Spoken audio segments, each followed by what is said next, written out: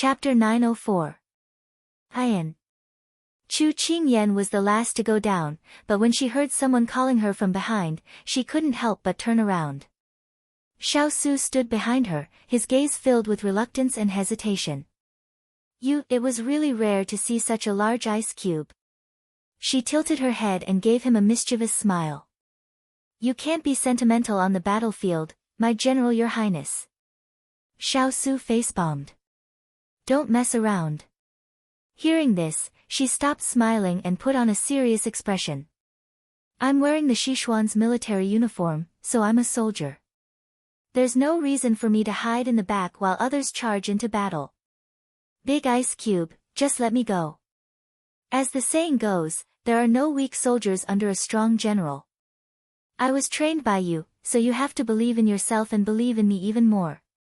These words left Xiao Su speechless. His little fellow had always been sharp-tongued, and her words today were even more impeccable.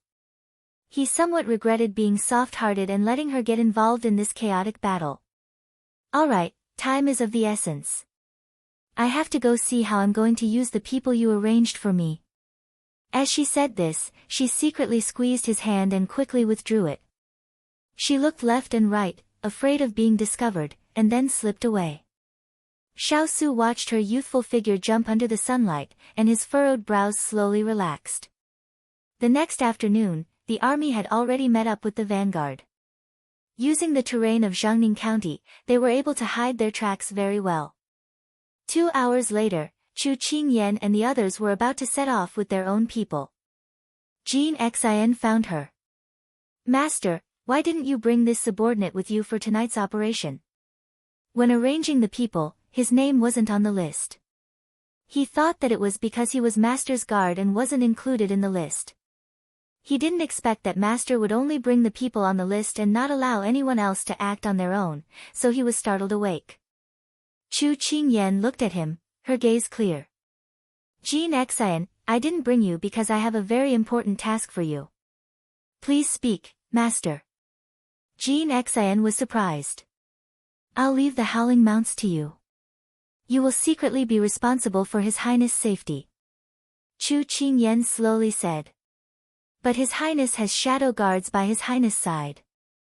Jean Xin didn't understand and his expression showed resistance. Turan has always been responsible for His Highness' shadow guards, but Turan isn't here tonight and Hualing is leading the troops. At this time, I'm not assured, so I hope that you can bring some people with you to protect him. Speaking to this point, Chu Qingyan looking at him, please, Jean Xin.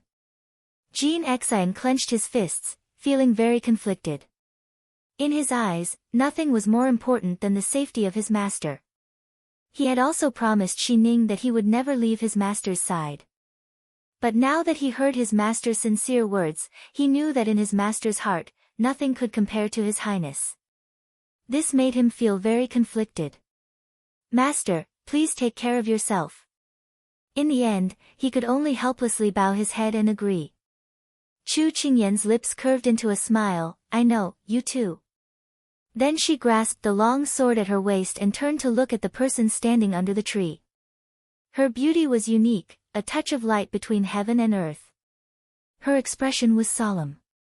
Ever since the big ice cube gave the order yesterday, her heart hadn't been calm. There was an indescribable premonition circling around.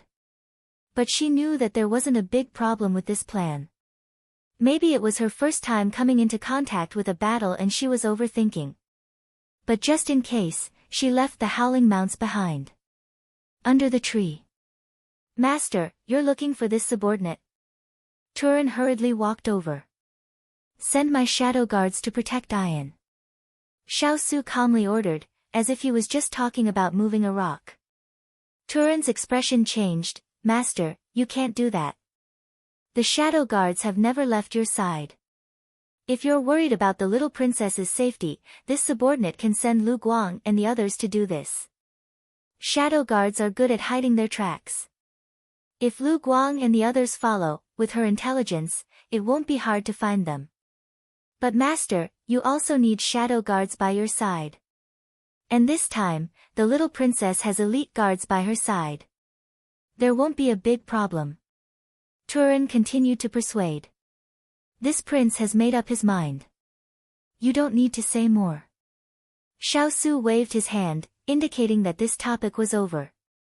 Turan still wanted to say something, but seeing his master's indifferent gaze, he could only sigh and accept the order.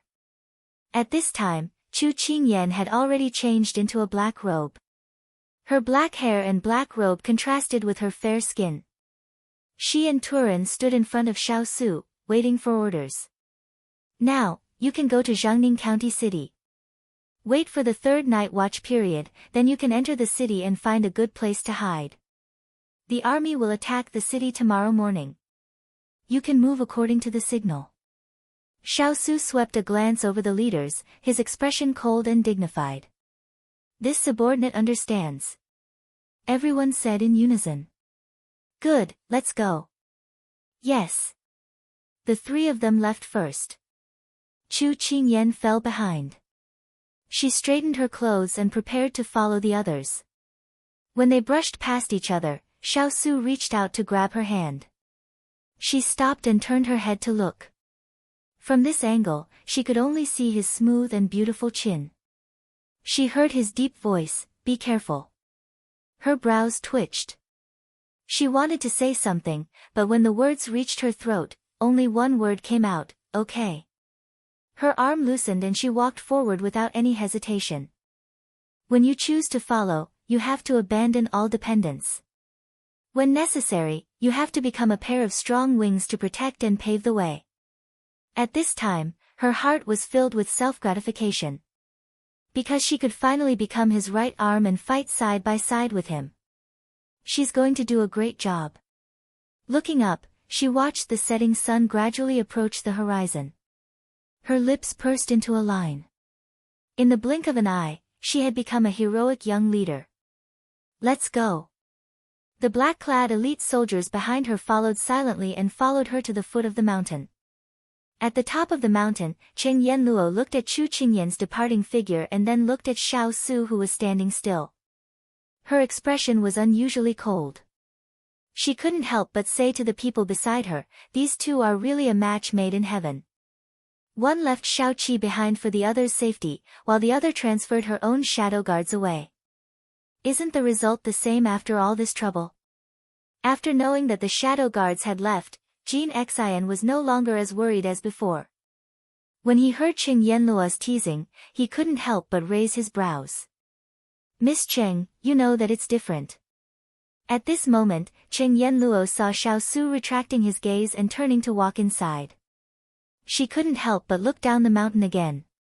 Indeed, the little girl's figure had disappeared. She retracted her smile. "I hope this operation will be successful." Jean Xian said firmly, "It will." 15 minutes later, Peng Huang received a secret letter. After he opened it, his lips curled into a strange smile. It's as this crown prince guessed. He really wants to cooperate with us. It's a pity that this crown prince won't give him the chance. He placed the letter close to the candle flame.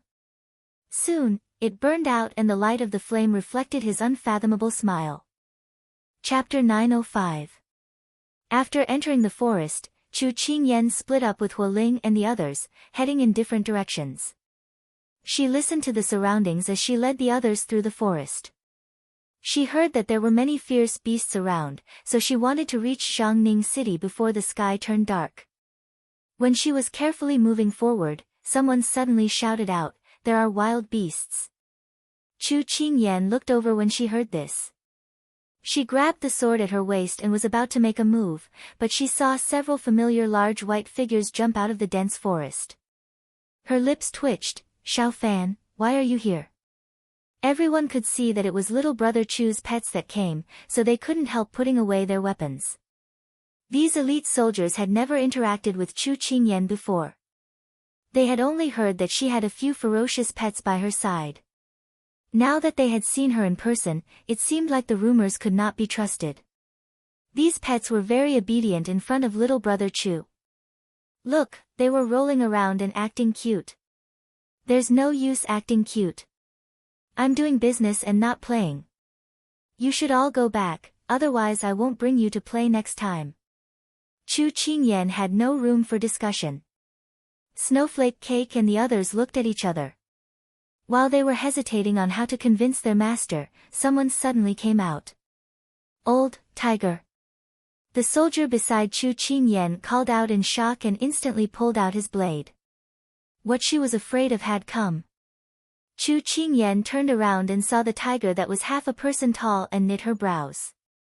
The tiger was not afraid as it angrily roared at Chu Qingyan's group, as if the other side had invaded its territory. She could not delay any longer.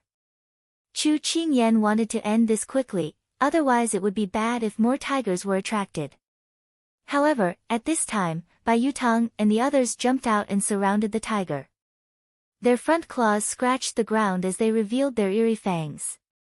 The tiger faced off against Glutinous Rice Ball and the others.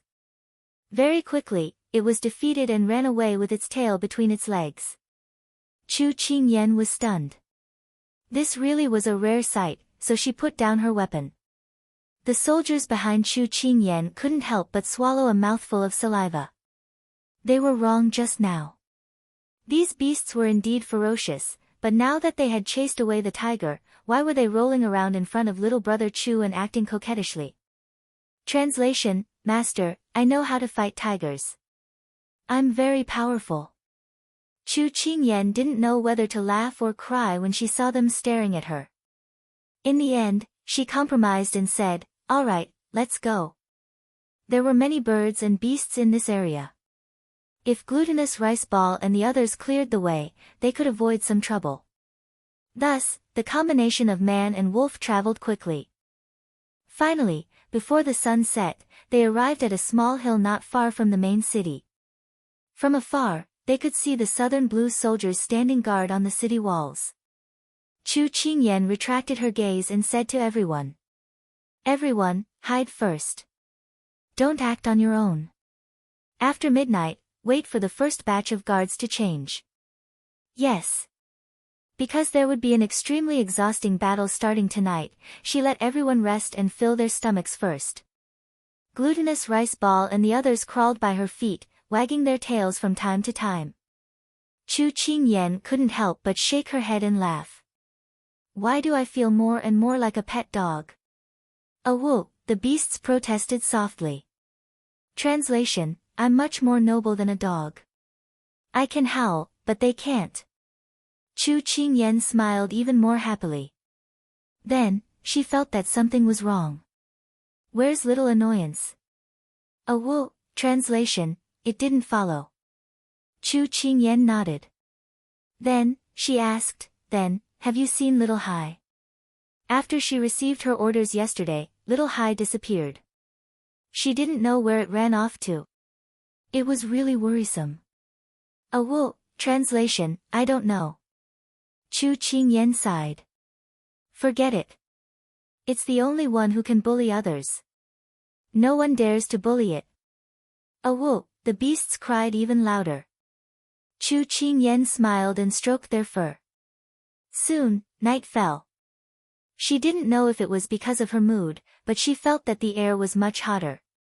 Even the night breeze carried a hint of summer heat. The third watch sounded. Everyone got ready and stood upright. We only have a quarter of an hour, so everyone must move quickly and cooperate with each other. If we're discovered, then His Highness' plan will be ruined. Do you understand? Understood. Good, let's move. Chu Qingyan waved her hand. Everyone immediately covered themselves with black cloth and quietly moved towards the city wall. Chu Qingyan's face was also covered with a black cloth. She vigilantly used her qinggong to move forward. The night wind was very strong. Thin clouds floated in the sky, slowly covering the bright moon. The world suddenly became much darker. At this time, Chu Qingyan and the others had already arrived at the city tower. Now, let's go. As soon as her voice fell, everyone threw out hooks and hooked onto the city wall. Then, holding the rope with one hand, they quickly climbed up the city wall. This was designed by the wood spirits. It was more stable than the usual climbing tools and wouldn't leave any traces. Chu Qingyan used the rope to climb up the city tower. She was thinking about how to avoid the guards above, but when she saw the scene above, she couldn't help but frown. Why wasn't there a single person on the city tower? At this time, her people had already climbed up the city wall. They put away their hooks and pulled out their weapons. They were vigilant of their surroundings, waiting for Chu Qingyan's next order. While Chu Qingyan was puzzled, she suddenly heard someone giving a lecture at the bottom of the city tower. You have to keep your eyes open. Sichuan's army might attack us one day. If there's any mistake, I'll make you suffer. Alright, go up and defend the city. After Chu Qingyan heard these words, she couldn't help letting out a sigh of relief. She had everyone immediately go down before the enemy came up. After safely entering the city and successfully avoiding the Sichuan's guards, Chu Qingyan had people find a small alley to hide in. But before entering the alley, Chu Qingyan was a little uneasy as she looked back at the city wall. At this time, there were new guards up there. Tonight had gone so smoothly that it made her feel a little uneasy. She didn't know if she was thinking too much, but her body flashed, and she hid in the alley. Feng Jia, release a signal to tell His Highness that we've successfully entered the city. She suppressed her emotions and turned to say to the people beside her. Yes. A spark flickered in the air for a moment before disappearing into thin air. General, little brother Chu has successfully entered the city. Yes. Xiao Su also saw the signal. But after he calculated the time, he frowned slightly. It seemed to be faster than expected. At this time, the person beside him said in surprise, General, the East, West, and South have also sent out signals. Our people have already infiltrated. Xiao Su's expression didn't relax because of this. He stared in the direction of the main city, his eyes deeper. There seemed to be something wrong, but he couldn't figure out the reason. This was the first time he had this feeling since he started fighting. Was it because he hadn't led troops for 4 years that he had this feeling? Xiao Su frowned and stood there silently. Chapter 906. There were still 4 hours before daybreak, and there were rows of soldiers patrolling the streets. Other than that, there was no other sound. Chu Qingyan leaned against the wall, looking at the elite soldiers who were either standing or sitting. Her eyes softened quite a bit. These people were all brothers who had gone through life and death with Big Ice Cube. Looking at them, her heart felt a bit more at ease. She stood out amidst everyone's astonishment. I'm going out to scout for information. You guys wait here. Don't let anyone discover you. Feng Jia, come with me. Everyone nodded. Just now, she had observed that Feng Jia's qigong was pretty good, so she let him follow by her side. The two of them quickly rushed towards the center of the main city. She remembered that on the map, the place where the county guard lived was slightly north of the center of the city. Following the route in her memory, they dodged the patrolling soldiers and arrived at their destination in an incense stick's worth of time. However, before they even got close, waves of decadent music came from within. She and Feng Jia looked at each other, then hid at the base of the wall. When the soldiers passed by, they immediately jumped onto the roof. The glazed tiles glowed under the night sky, and in Chu Qingyan's eyes, there was a kind of coldness that she didn't usually have. At this moment, Feng Jia had already taken away a piece of glazed tile, and the light from within immediately shone out. Chu Qingyan leaned over and looked through the opening. What entered her eyes was the center of the hall, where a group of women dressed in light clothing were singing and dancing. On both sides of the hall sat soldiers in the Southern Blue Army's uniform, each of them hugging a woman in their arms and flirting with each other. They were obsessed with wine and meat, and the entire place was filled with an extravagant atmosphere. Chu Qingyan squinted her eyes and looked at it for a while before putting it back. Her eyes were filled with mockery. As a soldier, doing something like this was a disservice to the uniform that he was wearing. Little brother Chu, what are we going to do next? Feng Jia asked in a low voice. Return. After the two figures disappeared into the night, a figure appeared in the courtyard and turned to open the door. At this moment, the hall of wine and meat suddenly quietened down. The leader immediately raised his hand to disperse the women, and the wine was also taken away. Lord Lei, did this general do well? That person stood up and walked towards him. This person was none other than the garrison general of Jiangning County, Lu Xiang. Rui Luo glanced at everyone and nodded with a smile. Not bad. It seems that they have been deceived by your illusion. Now, you can all return to your positions and prepare for tomorrow's battle. Yes. After receiving the order, Lu Xiang waved his hand and dismissed his men. At this time, there were only 2 people left in the hall. Lu Xiang couldn't hide the doubt on his face. Your Highness the Crown Prince spent so much effort to have us act out this play. Isn't this a bit unnecessary? Don't doubt His Highness the Crown Prince's intentions. Rui Luo looked at Lu Xiang disapprovingly. Xiao Su is cunning, and his subordinates aren't easy to deal with. If you underestimate them, you won't be far from defeat. Yes, Lord Lei is right. Then, when will our people move? Lu Xiang immediately slapped himself in the face and asked politely. For the time being, it's daybreak, but if there are any changes to the plan, I'll let you know. After speaking, Rui Luo waved his hand. You can leave now. If you succeed, I'll put in a few good words for you in front of His Highness the Crown Prince. Then, this general will thank Lord Lei in advance. Lu Xiang was overjoyed. After speaking, he immediately dismissed his men. Rui Luo stroked his beard and nodded slightly. Everything was waiting for daybreak. There was only a few more minutes until daybreak. On the mountain top, Xiao Su had his back to Jiangning County. He looked at the black mass of the army in front of him and said in a deep voice, I'll leave this battle to you. Let's go. As soon as his voice fell, the army of 30,000 marched toward Jiangning County. The cavalry was in front, followed by the archers, and the infantry brought up the rear. Looking down from the top of the mountain, it looked like a group of densely packed ants surrounding Jiangning County. I heard that there are only 20,000 soldiers in the city. We have 30,000, so it shouldn't be a problem. Qing Yan Luo looked from afar and muttered subconsciously. When Ethereal heard this, he said in a casual but comforting tone, if nothing unexpected happens, it won't be a problem to take them down. It's as if you didn't say anything. Qing Yan Luo glared at him and turned to leave. Ethereal rubbed his nose, somewhat embarrassed. When the people in the city saw the signal light up, they stepped forward one after another. Although they hadn't slept all night, everyone's eyes were shining. They were like ferocious beasts ready to pounce, waiting for Chu Qingyan to give the order. After Chu Qingyan finished counting the number of people, she immediately ordered, good.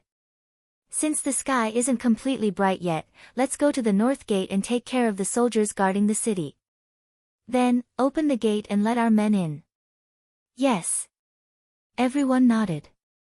Good, let's go. Chu Qingyan turned around and led everyone out of the alley, preparing to head for the north gate. However, when Chu Qingyan stepped out of the alley, she sensed something amiss in the air. She suddenly jumped up and took 2 steps back. When she steadied herself, she had a long arrow in her mouth. There was a row of arrows stuck in the place where she had been standing. She stared coldly in front of her. On top of the mountain, Xiao Su was looking in the direction of Jiangning County, his robes fluttering despite the lack of wind.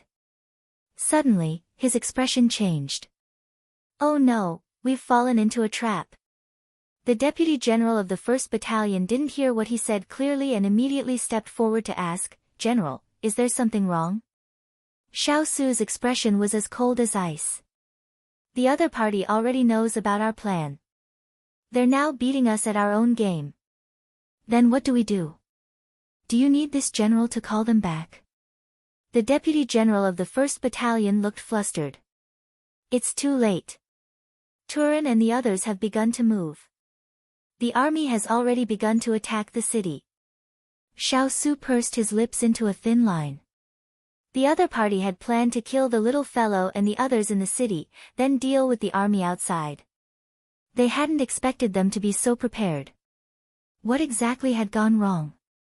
Then what should we do? The deputy general of the 1st Battalion was at a loss. He turned back to look at the city. The army had all arrived and could no longer stop. If they retreated, they would be disregarding the elites that had been sent from the city. Prepare the horses. Xiao Su strode past the deputy general of the 1st Battalion and prepared to descend the mountain. General, you can't go. It's too dangerous ahead. You can't. The deputy general of the 1st Battalion reacted. The general was going to personally head to the battlefield, so he hurriedly stopped him. This prince won't watch as the soldiers throw their lives away for nothing. Xiao Su's voice was so deep that it could drip water.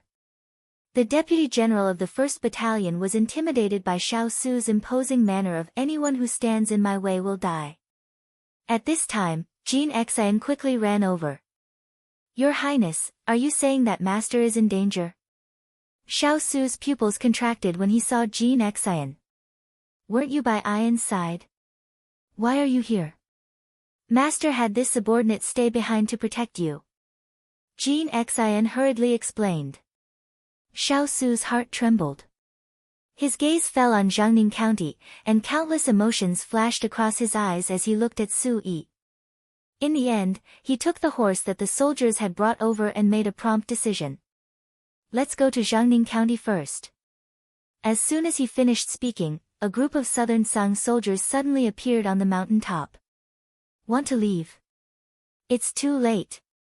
Xiao Su, you can't even protect yourself right now. Chapter 907. Chu Qingyan spat out the arrow in her mouth and looked at the arrow formation in front of her. At first, she was surprised, but soon she calmed down. Be sensible and surrender. Otherwise, you will become the target of the arrows. The leading soldier sneered and threatened. Chu Qingyan twitched the corner of her mouth, so much nonsense. The soldier didn't expect that Chu Qingyan would still be so arrogant in such a situation. After being blocked by her, he immediately became angry, released the arrows. At the same time, Chu Qingyan said to the people behind her, don't fight, go to the center of the city. As soon as she finished speaking, she pulled out her long sword and flew into the air, passing through the arrow formation. Then, she turned around and slashed her sword. The first row of archers was knocked down by Chu Qingyan. Taking advantage of this delay, her people had already torn a hole in the arrow formation. No one asked her why she didn't go to the nearest city gate, but walked into the trap inside. Dozens of people followed her without hesitation to the center of the city. There was no time to explain to everyone, because since the other side already knew their strategy, they must have set up an inescapable net at the city gate early. At that time, they would really walk into the trap. She was in such a situation, and Turin and the others must be in the same situation. It was impossible to break out of the city, but if they could find Turin and the others, there might be a glimmer of hope. No one would have thought that the situation would turn around so quickly overnight. Chu Qingyan turned around and saw that everyone followed her. She was relieved, but soon she was worried again. Because there were so many soldiers in front of her. Even if they could fight against 10 soldiers, they would be dragged to death. Little brother Chu, what should we do now? Fang Jia finished off the enemies in front of him and turned to ask. The only thing we can do now is to fight. Chu Qingyan gritted her teeth and pulled out her sword from the enemy in front of her. Her eyes were bloodshot. Everyone, try to stay together. Don't spread out. Okay. The people answered one after another. Seeing more and more enemies approaching, Chu Qingyan wiped her wet eyes and said, I'm sorry. This is the first time you've come out with me, and you're going to die with me. She rarely apologized to someone so solemnly, especially in the midst of a bloody battlefield. Hearing this, Fang Jia and the others laughed heartily. Their white teeth were even brighter than the morning sun. Little brother Chu, don't say that. Ever since we became soldiers, we've been putting our lives on the line. It's just a matter of time. One of them waved his hand indifferently at her. They could see that this young boy was humble and capable, reliable. They had long had a good impression of her and admired her. His black clothes were already stained with blood. He couldn't tell if it was his or someone else's blood. Chu Qingyan felt stifled in her heart, but she couldn't say anything. She could only try her best to smile at them. If she was still alive, she would definitely protect them. At this time, they were like fish on a chopping board, being attacked from all sides.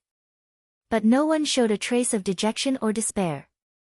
She knew that these were the elite soldiers that Big Ice Cube had nurtured. They would fight to the end. At this time, familiar voices sounded out one after another. Young master, she could vaguely hear Turin and Hualing's voices. Very quickly, a path was formed in front of her. She saw Turin and the others quickly running towards her. You're also here. Are you all right? Chu Qingyan immediately looked over them. Seeing that they were unharmed, her brows relaxed. When the earth spirit saw that her complexion was still good, it opened its mouth to explain, just now when we sensed that something was wrong, we were surrounded by the arrow formation. We broke out of the encirclement and came to find you. On the way, we met the fire spirit and Fang Lu. Because most of the troops were attracted by you, the people we brought along did not encounter much resistance. Chu Qingyan nodded as she quickly said, the enemy has already prepared for this. We cannot just charge in like this. The army in front is already attacking. Let's gather everyone and find a direction to break out of the encirclement. Let's see if we can open a city gate and help the army. If we can't, we can also deplete their manpower. In a short time, she had already figured out the situation and found the most direct and effective way. Turin, Fang Lu, and the others looked at each other. They didn't have time to admire her and supported her suggestion with actions. Everyone's eyes were dyed with a bloodthirsty light. They were prepared to sacrifice their lives here. Once on the battlefield, life and death were not in your control. On the mountain top, Xiao Su looked at the enemy army that was less than 100 steps away from him and laughed at himself. He was really worried and confused. He only noticed these people when they were close. Xiao Su, do you plan to surrender or do we beat you until you kneel and beg for mercy? A tall and mighty southern blue general walked out and looked at Xiao Su with contempt. The words from before had also come from his mouth. At this time, Xiao Su had already recovered his usual calmness. He retracted his gaze from the bottom of the mountain and looked at the southern blue general. Your tone is not small.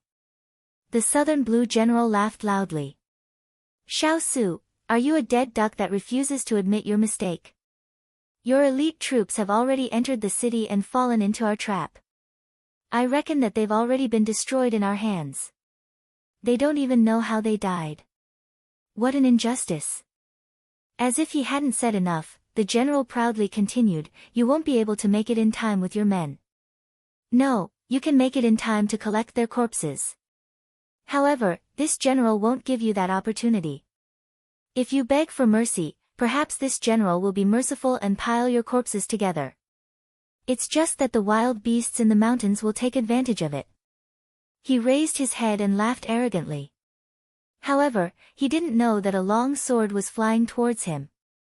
Fortunately, the young general behind him pulled him away and dodged it. The southern blue general looked at the long sword stuck in the ground with lingering fear. When he turned his head, he saw that Xiao Su had just finished his attack and that the deputy standing beside him only had a scabbard at his waist. The southern blue general's face was filled with ferocity. Xiao Su, accept your death. The southern blue soldiers immediately surrounded him from all directions. The majority of the soldiers had already been sent to attack the city. Only a small number of men and horses remained by Xiao Su's side. When the enemy troops approached, Jin Xian and Su Yi instantly surrounded Xiao Su to protect him. The deputy of the 1st Battalion also led everyone to pull out their swords to resist. Xiao Su swept his eyes over the incoming enemy troops and then turned his head to look at Jiangning County not far away. His eyes sank as if he was deep in thought. Immediately after, no one saw how he moved. The dozen or so southern blue soldiers that appeared in front of him all fell to the ground. They were all killed in a single strike. Xiao Su's first move was so efficient that it intimidated the enemy and raised their morale. The Southern Blue General coldly snorted and raised his voice. "His Highness the Crown Prince has ordered that whoever can obtain Xiao Su's head will be rewarded with a promotion and 10,000 taels of gold." As soon as these words came out, the Southern Blue soldiers rushed towards Xiao Su's group with murderous intent. Chapter 908. Xiao Su held his long sword in his hand as he dashed through the crowd like a dragon. Wherever he went, no one was left behind. The people that Jean Exane brought were all experts that could take on 10 people at once. However, the other side had too many people. No matter how elite they were still outnumbered. The Southern Blue General saw that Xiao Su's people were overwhelmed and couldn't dodge in time, so he laughed arrogantly. He had heard of Xiao Su's name before. Xiao Su had won many battles with fewer people, but he believed that this time, Xiao Su wouldn't be able to escape from their palms. This was because the Crown Prince had ordered them to bring 5,000 soldiers to deal with him. 5,000 against less than 300 people. It was as easy as crushing an ant. In an exquisite pavilion. Pang Huang had a leisurely look on his face. "How's the battle situation?" The soldier who had just walked in bowed and said, "The people in the city have already been surrounded. It's only a matter of time before we take them down. The army outside the city is currently attacking, but it shouldn't be a problem for our people to hold on for an afternoon. Bai Li brought people to surround and kill Xiao Su, but there's no news yet." Pang Huang nodded as he played with the peach pit in his hand. His expression was unrestrained, like a noble family's young master playing outside. The words that came out of his mouth were cruel and bloody. "This battle isn't mainly inside or outside the city. This Crown Prince only wants Xiao Su's life. Even if we lose the city, it doesn't matter. Once Xiao Su dies in battle, that will be the most fatal blow to Sichuan's army and the Sichuan Empire. Your Highness is wise. Xiao Su is Sichuan Emperor's final trump card. As long as he dies, our army will be unstoppable. It won't be long before we can directly invade the capital and take Sichuan Emperor's head." The soldier followed along, getting more and more excited as he thought about it. "Don't be too careless. Although we've transferred so many people to deal with Xiao Su, this Crown Prince has a premonition that it won't go so smoothly. Hurry up and supervise your subordinates. Don't waste time. The longer this drags on, the more disadvantageous it is for us." Pang Huang clenched the peach pit in his hand as his expression became dark and gloomy. "Xiao Su, if you can escape this calamity, then things will become interesting." Thousands of miles away. A man wearing a monk's robe walked on the bustling street with a young monk following behind him. The shops on both sides of the street were bustling with noise and clamor. Shouts rose and fell, filling the ears of the passers-by. However, the eminent monk, who was standing like a lotus, walked slowly. His entire person was calm and composed, as if the surrounding sounds could not affect him. Within 3 steps of him, every step was silent. It was as if he was strolling in a pond of flowers. A cool breeze blew gently, making one's soul feel refreshed. Did something happen? The little novice monk behind the senior monk rubbed his little bald head and asked in a childish tone. "Oh." The young novice monk blindly followed him. The senior monk stood at the fork and suddenly turned to look in the direction of the border. A hint of worry flashed through his eyes. That benefactress was in trouble. He lowered his head to calculate with his fingers, but the result made him frown. He could not calculate anything. His gaze once again turned to the north. Could it be that there were some changes? "Master, what's wrong?" "Nothing. Let's return to the temple." The big one and the small one walked forward slowly. A gust of wind blew, blowing up the green robe and making it dance in the air. It looked like a lotus flower had bloomed. Inside Jiangning County City. The 4 small teams gathered and immediately strengthened the team. Everyone's morale was high. Chu Qingyan and the others fought bravely without any mercy. Being gentle to the enemy was being cruel to themselves. Plus, they were all experts. Soon, they tore a small hole in the encirclement. Let's go. Chu Qingyan led the group to the north gate and killed their way through. Lu Xiang, the general standing on the city gate tower, saw that his men had suffered heavy losses. He said resentfully, so useless. You can't even take down a few people with so many people. These people are Xiao Su's elites. It's normal for ordinary soldiers to not be able to resist them. Ryuyuo's tone was disapproving. However, his gaze fell on one of the leaders. He narrowed his eyes and felt that this person was somewhat familiar. Who cares if they're elites or not? They can't escape once they fall into our hands. Men, set up a double arrow formation. I want to shoot them into hedgehogs in front of the city gate. Lu Xiang felt that he had lost face in front of Reiluo. If Reiluo wasn't there, His Highness the Crown Prince would put in a few good words for him. He would suffer a great loss. Lu Xiang flew into a rage out of humiliation.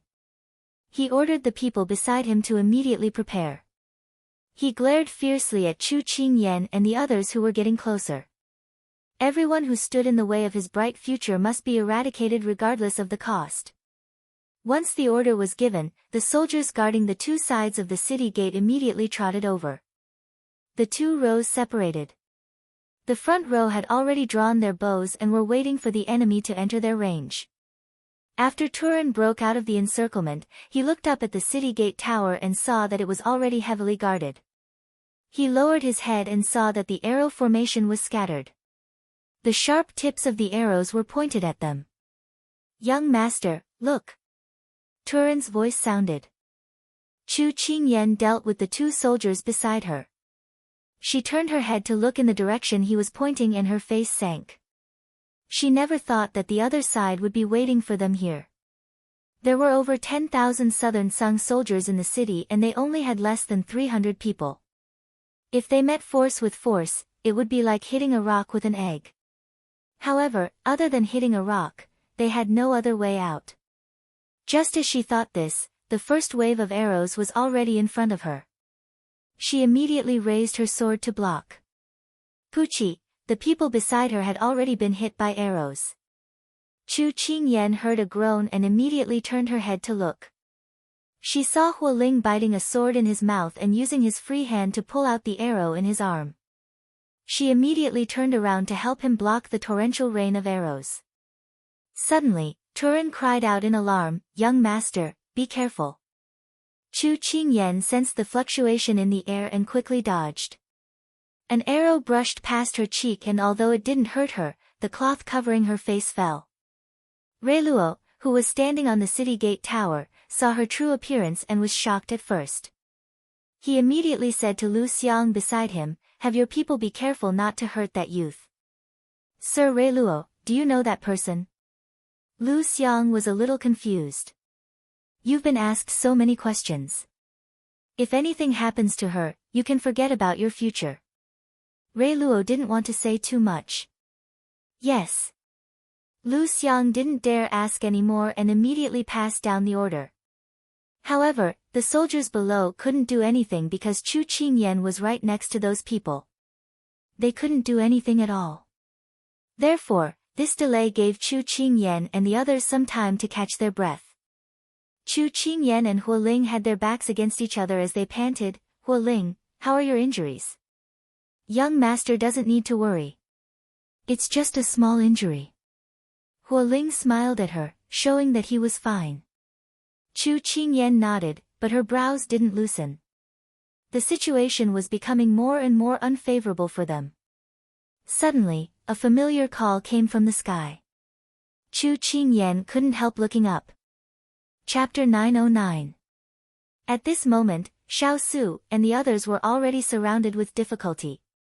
Their people fell, but more of the other side fell. However, 2 fists are no match for 4 hands. Although their morale was high, as long as the other side came in batches, they would soon be worn down in less than 2 hours. Although ants are small, they win in an endless stream. Even the lightest droplet of water condensed into a ball, it was enough to set off monstrous waves and overturn a giant ship. Dozens of swords and sabers stabbed towards Xiaosu in different directions. A normal person could block the weapons in front of them, but they couldn't deal with enemies on all sides at the same time. At that moment, although Xiaosu didn't panic, his face was frozen. At this time, Jin Xian was trapped in an encirclement. His clothes had already been cut several times, and he couldn't even take care of himself. When he saw this situation, he wanted to rush out, but was stopped again. Thinking of his master's instructions before he left, he held his breath and couldn't help but cry out, "Your Highness." At this moment, in the fierce battle cries, there was suddenly the faint sound of wild beasts running through the leaves, but no one noticed. Someone felt as if something had jumped by their feet, but when they looked down, it was gone. But their curiosity killed them. Immediately after, 4 or 5 white and black shadows jumped up and bit the hands of the people who were attacking Xiaosu. Before the crowd could see clearly, they heard a mournful cry that was louder than the previous one. Xiaosu's feet touched the ground, and he was about to fly away to avoid the killing moves coming from all directions, but the enemies in front of him had already put down their weapons and were dealing with the wild beasts biting them in fright. "Go away. Ah, heavens, help! Where did these wolves come from?" Xiaosu was also stunned as he looked at the wolves biting the enemy, and he couldn't help but put down the sword in his hand. A woo! At this time, a snow wolf ran to the side of his trousers and rubbed against him. He lowered his head, surprise flashing in his eyes. "Little trouble." A woo! Little trouble immediately narrowed its eyes, as if it was laughing. These were only the wolves in the vanguard, and then there was a deafening wolf howl in the forest, quickly approaching. Wolf pack. Even the experienced and knowledgeable deputy general of the 1st Battalion almost fell to the ground. "Did you bring this?" Xiaosu looked down at Little Annoyance, who was squatting beside him. "Aoo." Translation: Master was very worried about you, so I stayed and gathered the wolves nearby. The Sichuan soldiers had never seen Little Troublemaker before. At this time, they saw that it was not as ferocious and cruel as it had been when it was fighting the enemy. Instead, it appeared to be docile when facing their highness. They could not believe their eyes. A single wolf was enough to make several people suffer. This was the first time that they had seen so many wolves.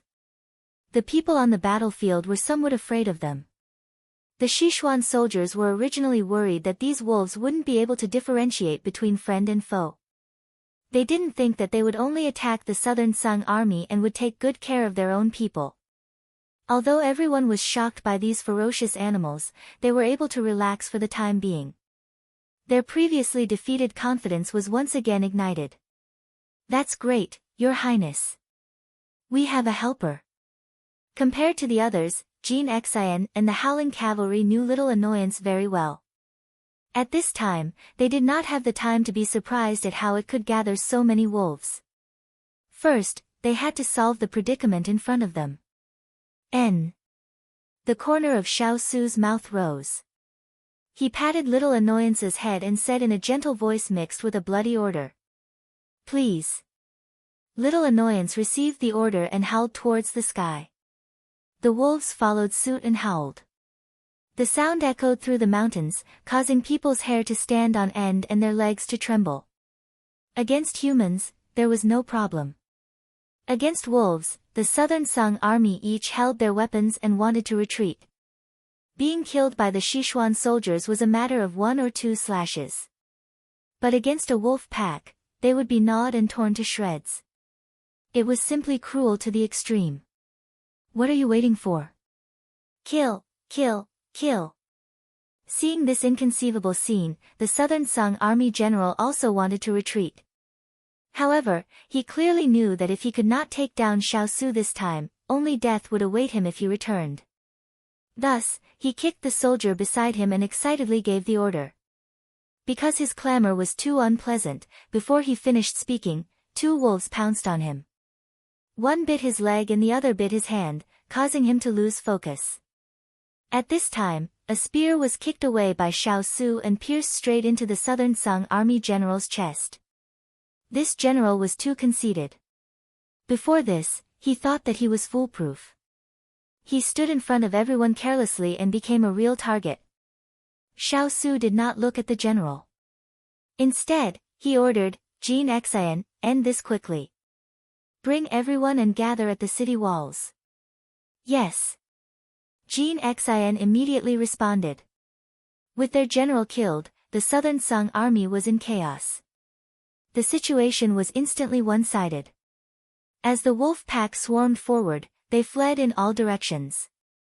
Like a pile of loose sand, they were no longer a force to be reckoned with. Very quickly, Xiao Su and the rest rode their horses down the city walls. On both sides of them were valiant and vigorous wolf packs. No one shouted. Like an ice-cold arrow, they rapidly flew forward, preparing to pierce through the dark clouds that covered Jiangning County. Within Jiangning County, Chu Qingyan and the rest were attracted by the dark mass above them. What is that? Hualing held his injured arm and raised his head to look. Are those eagles? At this time, the dark mass flew down. Someone exclaimed in disbelief. Chu Qingyan squinted her eyes. When she saw the eagle that flew down, she could not help but widen her eyes. Little high. Before she could verify it, the leading eagle led the group of eagles behind it and flew at a low altitude. They spread their huge wings and passed through the crowd. The Southern Song army that did not have time to dodge were blown to the ground by their wings. The wind was so strong that some people were unable to get up. The group of eagles flew up again and circled in the air. Chu Qingyan opened her eyes that had been blown shut by the wind. Her clothes were still fluttering in the wind. The soldiers that surrounded her had already fallen to the ground and were crying out in pain. She heard a few familiar cries in the air. She immediately raised her head to look. However, she only had time to see a few snow-white eagles jumping down from the back of the eagles, as well as a large group of black and white shadows. Those shadows somersaulted in the air and landed on the shoulders of the Southern Song army. They clawed at them with their sharp claws. Miserable cries rose one after another. In an instant, a large number of the enemy troops had fallen. Chu Qingyan and Turan looked at the scene in front of them in disbelief. They felt as if they were dreaming. However, the three leading eagles quickly swarmed forward. Awoo, awoo, awoo, white jade candy, snowflake cake, glutinous rice ball. Chu Qingyan looked at the eagles that were circling around her and cried out involuntarily. Awoo, translation, mistress, we're so cool, aren't we? Chu Qingyan could not help but smile. She reached out and patted their heads one by one. However, a certain eagle in the sky was unhappy. It flew down and slapped a Southern Song army soldier aside. It occupied the position next to its mistress and moved its head closer. Chapter 9-10. The ferocious birds and beasts were actually acting cute in front of humans. Other than Hualing and the others who knew about it, everyone else seemed to have seen a wonder in the world. They were both frightened and curious. Chu Qingyan didn't care that there were others beside her and asked in surprise, glutinous rice ball, didn't I tell you to wait outside the city? Why did you come with Xiao Hai and the others? Awoo, xiao xiao. Amidst the howls of the wolves and the cries of the eagles, Chu Qingyan vaguely understood the ins and outs of the matter. Xiao Hai wasn't here because it had gone to dispatch its eagle soldiers early on. On the way here, it met the wolves that met up with glutinous rice ball and the others. The wolves couldn't enter the city gate and wandered outside, so the wolf army and eagle army reached their first cooperation. The wolf army borrowed the eagle army to enter the city, and the eagle army assisted in the air. Animals had a stronger sense of crisis than humans. As soon as Xiao Hai and the others knew that their master was going to the battlefield, no matter what, as pets, how could they not lend a hand? So they secretly gathered their forces. Others couldn't understand what they were howling about. When they saw Chu Qingyan's expression change little by little, they couldn't guess. Then this time, I'll have to trouble you. After understanding their words, Chu Qingyan pursed her lips and showed her first happy expression since entering the city. The four immediately stood upright. The wolves guarded around them and stared at the enemy outside covetously. The eagles hovered above their heads and stared at the enemy below with their sharp eyes. Master Lei, what is this about? Why are there so many wolves and eagles? Lu Xiang rubbed his eyes, thinking that he was seeing things. But no matter how many times he rubbed his eyes, the wolves and eagles below didn't disappear for a long time. His voice couldn't help but tremble, and he suddenly lost his mind. Rero was also so surprised that he couldn't say a word. If the other party was reinforcements, then they still had a chance of winning. But what the hell were these wolves and eagles? They were ferocious beasts, cunning and flexible, and made people tremble at a glance. That was the fear of beasts that humans had since ancient times. People's hearts were vicious and could be guarded against, but beasts couldn't be reasoned with because of the language barrier. General Lu, we have so many people. Are we afraid of a mere pack of wolves? Relo was obviously lacking in confidence, but in order to not affect the army, he braced himself and said, even if there are wolves and eagles in front of us, we have brave warriors and sharp swords. What is there to be afraid of? Lord Lei is right. This general will give the order to attack. Kill them all. Lu Xiang swallowed his saliva and glared at the beasts below the city with a ferocious glint in his eyes. However, he was quickly frightened by their green eyes and averted his gaze. Reiluo reached out and patted Fong Lu's shoulder. He smiled and said, our sons are wolves of the grasslands. I believe that you will be able to defend the city for His Highness the Crown Prince. When the time comes, His Highness the Crown Prince will definitely reward you. At this time, the appropriate temptation could drive a person to move forward courageously without fear of death. Lu Xiang's gaze settled and he clenched his fists. Lord Lei, rest assured. This general will not disappoint His Highness the Crown Prince. Reiluo nodded with satisfaction. When he saw Fong Lu step forward to gather the soldiers and give the order, the expression on his face suddenly disappeared. He took a few steps back and glanced at the people below the city. His gaze finally fell on Chu Qingyan, who was interacting with the hawks and wolves. His eyes flashed with surprise and finally became cold. He had to report the matter here to His Highness the Crown Prince as soon as possible.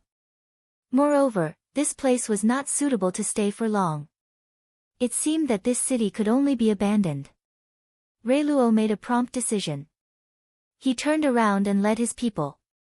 Under their cover, they disappeared from the city tower. Come, surround these people and shoot. Cavalry, we will definitely behead them under the hooves of the horses. Bring the vanguard. This general wants them to taste the power of our sons. One order after another was passed down from the city tower. It was very ear-piercing in the silence of the confrontation between the two armies. Hearing Lu Xiang's words, Xiao Hai and Bai Yutang began to become restless. Chu Qingyan curled her lips and smiled fearlessly. Bai Yutang, take some wolves to deal with the arrow formation. Snowflake Cake, you take the wolves to deal with the cavalry. Glutinous Rice Ball, you also let the vanguard have a taste of your power. Xiao Hai, you let the hawk soldiers act according to the situation in the air. Ao, whoosh, as soon as the voice fell, the wolves and hawks rushed out impatiently. It took time to draw the bow and load the arrows, but the wolves were much faster than them. As soon as the first wave of arrows was released, they were pounced on by the wolves before they could take another arrow. The cavalry came from all directions. It was fine if they were dealing with people, but their enemies were agile wolves that only reached the knees of the horses. Not to mention that their swords couldn't cut them, even the most vigorous horses would be frightened by the wolves. The soldiers on the horses only cared about comforting the horses and couldn't do anything to the enemy. As soon as the wolves jumped up, the soldiers would be pushed to the ground. There was no need to mention the infantry. When their swords came down, the wolves would quickly dodge and couldn't stab them at all. The soldiers could dodge the wolves in front, but they couldn't dodge the wolves behind them. Wolves fought in groups, so compared to the Southern Sung army, they were more tacit and cunning. The soldiers were injured one after another. Xiao Hai led the hawk soldiers and flew down from time to time to help the wolves. Tu Ling, Hualing, and the others were dumbstruck as they watched the eagles and wolves beat the Southern Blue Army until they fled in all directions. If I didn't see it with my own eyes, I would find it hard to believe what happened. Turan, am I dreaming? Hualing wanted to pinch Turan's hand to make sure it wasn't a dream. The earth spirit slapped him on the head. Yes, you're daydreaming. Hualing grimaced in pain. Young master, what should we do now? Turan ignored Hualing's eyes and asked Chu Qingyan who was in front. Chu Qingyan was currently listening to the sounds in the air. When she heard Turan's question, she turned around and said, although we have the help of the wolves and hawks, the Southern Sung army has a lot of people. If this continues, Xiao Hai and the others will be tired and we will be in a disadvantageous situation. Just now, I seem to have heard the sound of the army attacking the city, so we should follow the original plan and open the city gates. When the time comes, the city will fall. Turan and the others replied in unison, yes. Thus, Chu Qingyan didn't delay any longer. With Bai Yutang and the other wolves opening the path, they tore a path through the encirclement of the Southern Sung army and everyone rushed towards the city gates. The wolves and hawks that were fighting with the army also followed behind Chu Qingyan. Once the enemy prepared to attack, the wolves and hawks would mercilessly counterattack. How can this be? Lu Xiang looked at Chu Qingyan and the others who were getting closer and closer to the city gate tower and said in shock. General, don't be afraid. These wolves and hawks aren't made of iron. As long as we delay them, we can kill them in one fell swoop when they're exhausted. The aide on the side suggested. Good, good, good.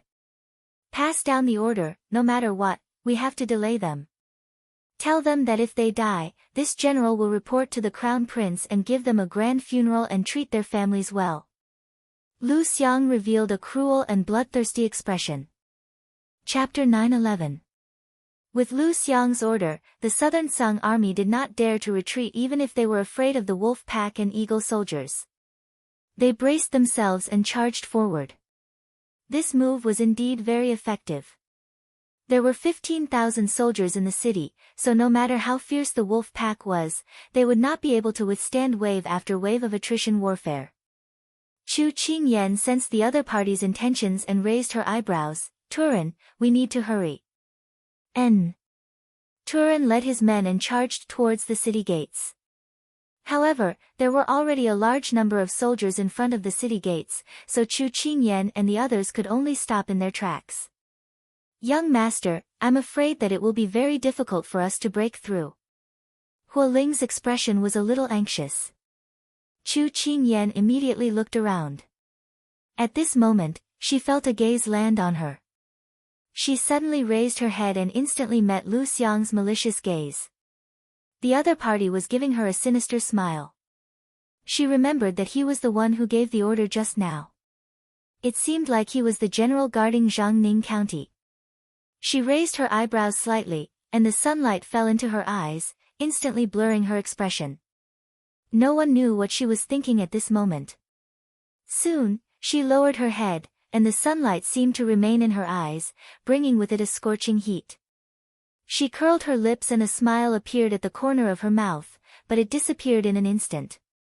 Turan, Hualing, bring some people to attract the enemy's attention. Fang Lu, bring 3 or 4 people and come with me. Yes. Turan and Hualing immediately covered them and bravely killed the enemy. Chu Qingyan hooked her finger at glutinous rice ball and it immediately brought a dozen wolves over. After meeting up, Chu Qingyan brought them in another direction. At the same time, Xiao Su had already brought everyone to Jiangning County. Your Highness, why have you come? When the general heard the report, he personally came out to welcome him. Xiao Su went straight to the point. The enemy used 5,000 soldiers to set up an ambush on the mountain. Now, there are 15,000 soldiers in the city. What do you think of attacking? The leading general immediately scrunched up his chrysanthemum face. This general is incompetent. Although we have twice the number of the enemy, Jiangning County is impregnable. Our men have yet to climb up the city walls. As they spoke, Xiao Su had already gotten a clear picture of the situation. The walls of Jiangning County were even taller than the average city. It was impossible to reach them with ordinary ladders. If they used ropes, they would be shot to death before they could even reach them. It was clear that this was a city that was easy to defend but difficult to attack. "Prepare the pillars, we'll smash them directly," Xiao Su said in a deep voice. "Yes." The general immediately gave the order. Soon, someone brought the pillar over. Xiao Su stared fixedly at the city gate tower and suddenly said, "Wait. Does your highness have any other orders? You've been attacking for so long.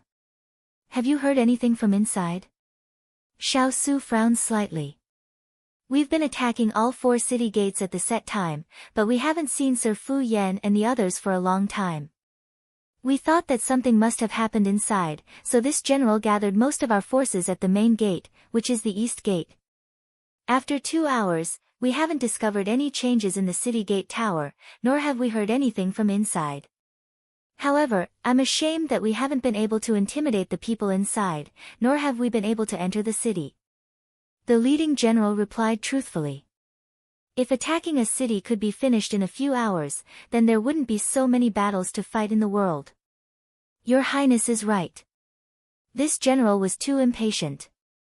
The leading general apologized. In reality, Xiao Su was more anxious than the leading general.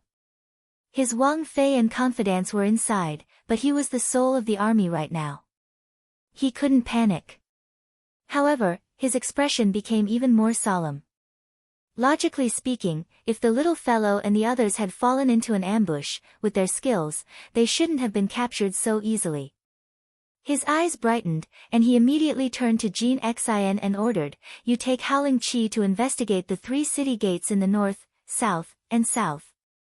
Immediately report back to me if there's a bigger commotion." Jin Xian accepted the order. He waved his hand and led Su Yi and the others to spread out. They were all experts in Qinggong. Their martial arts were above the 3 armies, and they were best at tracking. With them, they would be able to know the situation very quickly. As expected, after the time it took to brew a cup of tea, Jin Xian brought people back to report. "There's no commotion at the southwest gate. The north gate is heavily guarded." The roars of wild beasts came from inside, as well as the sounds of fighting. When Jin Xian said this, he was slightly excited. Being able to cause some commotion inside meant that Mistress and the others were still alive. Xiao Su's expression was solemn. "Give up on the east gate. Everyone gather at the north gate. We must break through Jiangning County." "Yes." The war banners fluttered as they set out without delay. At this time, Chu Qingyan was already leading people towards the stairs on the side of the city gate tower. The soldiers guarding the side immediately raised their weapons to block, but their opponents were wolves. The stairs weren't wide and the soldiers had no place to use their weapons. They were so scared that they rolled down. Because they had come quickly and the sounds of fighting were heavy downstairs, the soldiers only discovered them when Chu Qingyan and the others came up. "You dare to come up without fear of death?" When Lu Xiang saw Chu Qingyan, he was first shocked and then sneered. "What's there to be afraid of? Didn't this young master already come up?" Chu Qingyan chuckled. Glutinous Rice Ball and the others standing by her feet took a step forward and hooted at Lu Xiang. When Lu Xiang and the others saw these wolves coming so close, they retreated a few steps in fright. However, Lu Xiang quickly realized that he had the advantage in numbers and became arrogant again. "Just a few wolves and they dare to fight against so many of us. Aren't they thinking too highly of themselves? Take her down, dead or alive. This general will reward you handsomely." Lu Xiang ordered after speaking. An aide at the side immediately said, "General, Sir Lei wants you to keep this person alive." Lu Xiang was already depressed from this battle. When he saw Chu Qingyan's relaxed appearance, he became even more impatient. He said, "When Sir Lei asks, just say that she was killed by mistake because the crowd was too chaotic." Due to his temperament, the aide did not dare to say anything more. Chu Qingyan was some distance away and did not know what they were mumbling about. She ordered Glutinous Rice Ball and the other wolves to be the vanguard and block the attacking soldiers. Meanwhile, she, Fang Lu, and the others leaped over the soldiers and directly approached Lu Xiang and the others. To catch bandits, one must first catch the leader. In the blink of an eye, Lu Xiang was right in front of them. He was instantly shocked. With one look, he could tell that the other party's martial arts were outstanding. He did not dare to stay any longer and ordered people to block the front while he prepared to go downstairs from the other side under the escort of his guards. When Fang Lu saw this, he stepped on everyone's shoulders and landed in front of Lu Xiang, blocking his way. Beautifully done. Chu Qingyan was not stingy with her praise. At this time, the sound of uniform footsteps came from the other side of the tower. She looked in the direction of the sound and felt something. Inadvertently, she met a pair of deep and affectionate eyes, as if relieved of a heavy burden. Chapter 9:12. The two of them looked at each other, their emotions surging in the smoke, breaking through all the obstacles in front of them. She finally understood what it meant to look at each other for 10,000 years. It turned out that it was not an exaggeration between lovers. Only those who had experienced it could understand the feeling. There were too many things they wanted to say after one night, but the two of them knew that this was not the time to talk about their feelings. They quickly turned their heads and returned to their battle state. In the eyes of outsiders, the two of them only looked at each other for a moment before moving away. Xiaosu. Why is he here? Didn't we fall into an ambush? Lu Xiang had met Xiaosu once many years ago. Although it had been a long time, when he saw that familiar silver mask, the fear from the depths of his memory surged up. And behind Xiaosu was the Sichuan army. Lu Xiang felt a sense of despair. There was only one explanation now: their people were being attacked from two sides. Master Lei. Yes, Master Lei. Lu Xiang hurriedly turned to look. Quickly find Master Lei and ask His Highness the Crown Prince to send us reinforcements. How could 15,000 soldiers resist an army of 30,000? Fang Lu did not give Lu Xiang time to breathe. He drew his sword and dealt with him, vowing to take revenge for all the humiliation he had suffered in the past 6 months. Chu Qingyan glanced at the city gate tower and ordered, "Glutinous rice balls, you deal with the soldiers guarding the city." Ao! The glutinous rice balls swarmed up. They were focused on dealing with the soldiers attacking the city below and were caught off guard. They could no longer stop the people below the city. Chu Qingyan led people to deal with the guards around Lu Xiang. This freed up Fang Lu's energy to intercept and kill Lu Xiang. The round logs heavily and powerfully attacked the city gate again and again. Without the city guards blocking them, the Sichuan soldiers quickly climbed up the city gate tower and gave Chu Qingyan and the others a helping hand. An hour later, the Sichuan soldiers broke through the gate and the city was breached. Lu Xiang was captured by Fang Lu. The army of 10,000 was leaderless and fled in all directions. The Sichuan soldiers swarmed forward. 30,000 against 15,000. Whether it was in terms of numbers or in terms of competition, it was an absolute suppression. What was left was a battle between humans. Therefore, Chu Qingyan asked Xiao Hai and Bai Yutang to gather their eagle soldiers and wolf soldiers so that they did not need to participate in the battle. Soon, the animals retreated from the battlefield. When everything was about to be settled, Chu Qingyan stood on top of the city gate tower with a long spear in her hand. She looked down at the people sitting on horseback with joy in her eyes. When Xiaosu entered the city, he raised his head and looked at the slender figure who carried a heavy burden on her shoulders. He suddenly smiled. One of them was dressed in black and had black hair. One of them was dressed in silver and had black hair. She stood proudly and looked at him gently. Her fiery red lips gave her a smile that could topple cities. It was as if they did not hear the battle cries around them, nor did they see the clash of weapons. Only the two of them were left in this world. I use my actions to prove myself that I can be by your side. You used your actions to prove that I made the right choice back then. The battle lasted until the afternoon before it was basically over. Chu Qingyan walked towards Xiaosu. Before she reached his side, she saw many soldiers surrounding him. They were all holding matters in their hands, waiting for him to make a decision. She could not help but stop in her tracks. She watched as he was surrounded by the crowd and resolved the matters at hand with a clear mind. To fall in love with such a proud son of heaven, not only did she have to see his good points, but she also had to let others appreciate his brilliance. This was true love. She crossed her arms and smiled, preparing to deal with the matters at hand. She was not free now and could idle around. Before she turned around, an arm was placed on her shoulder. She subconsciously wanted to attack, but when she smelled the fragrance of herbs on the other party's body, she relaxed her body. Little girl, not bad. Chen Yanlua's laughter rang in her ears. Chu Qingyan pushed her hand away and raised her eyebrows. I'm very dirty. Are you sure you want to hug me? As soon as she said that, Chen Yanlua's mouth twitched. She quickly retracted her hand, but her mouth did not stop. Just now, I saw how you handled the Southern Sung soldiers neatly with your sword. You looked amazing. Chu Qingyan beamed. Is that so? It's rare to hear such praise from you. I'm so lucky. Don't talk nonsense with me. Chen Yanluo rolled her eyes at her, then continued, do you know what those soldiers were saying when I walked past them? Chu Qingyan raised her eyebrows. How would I know?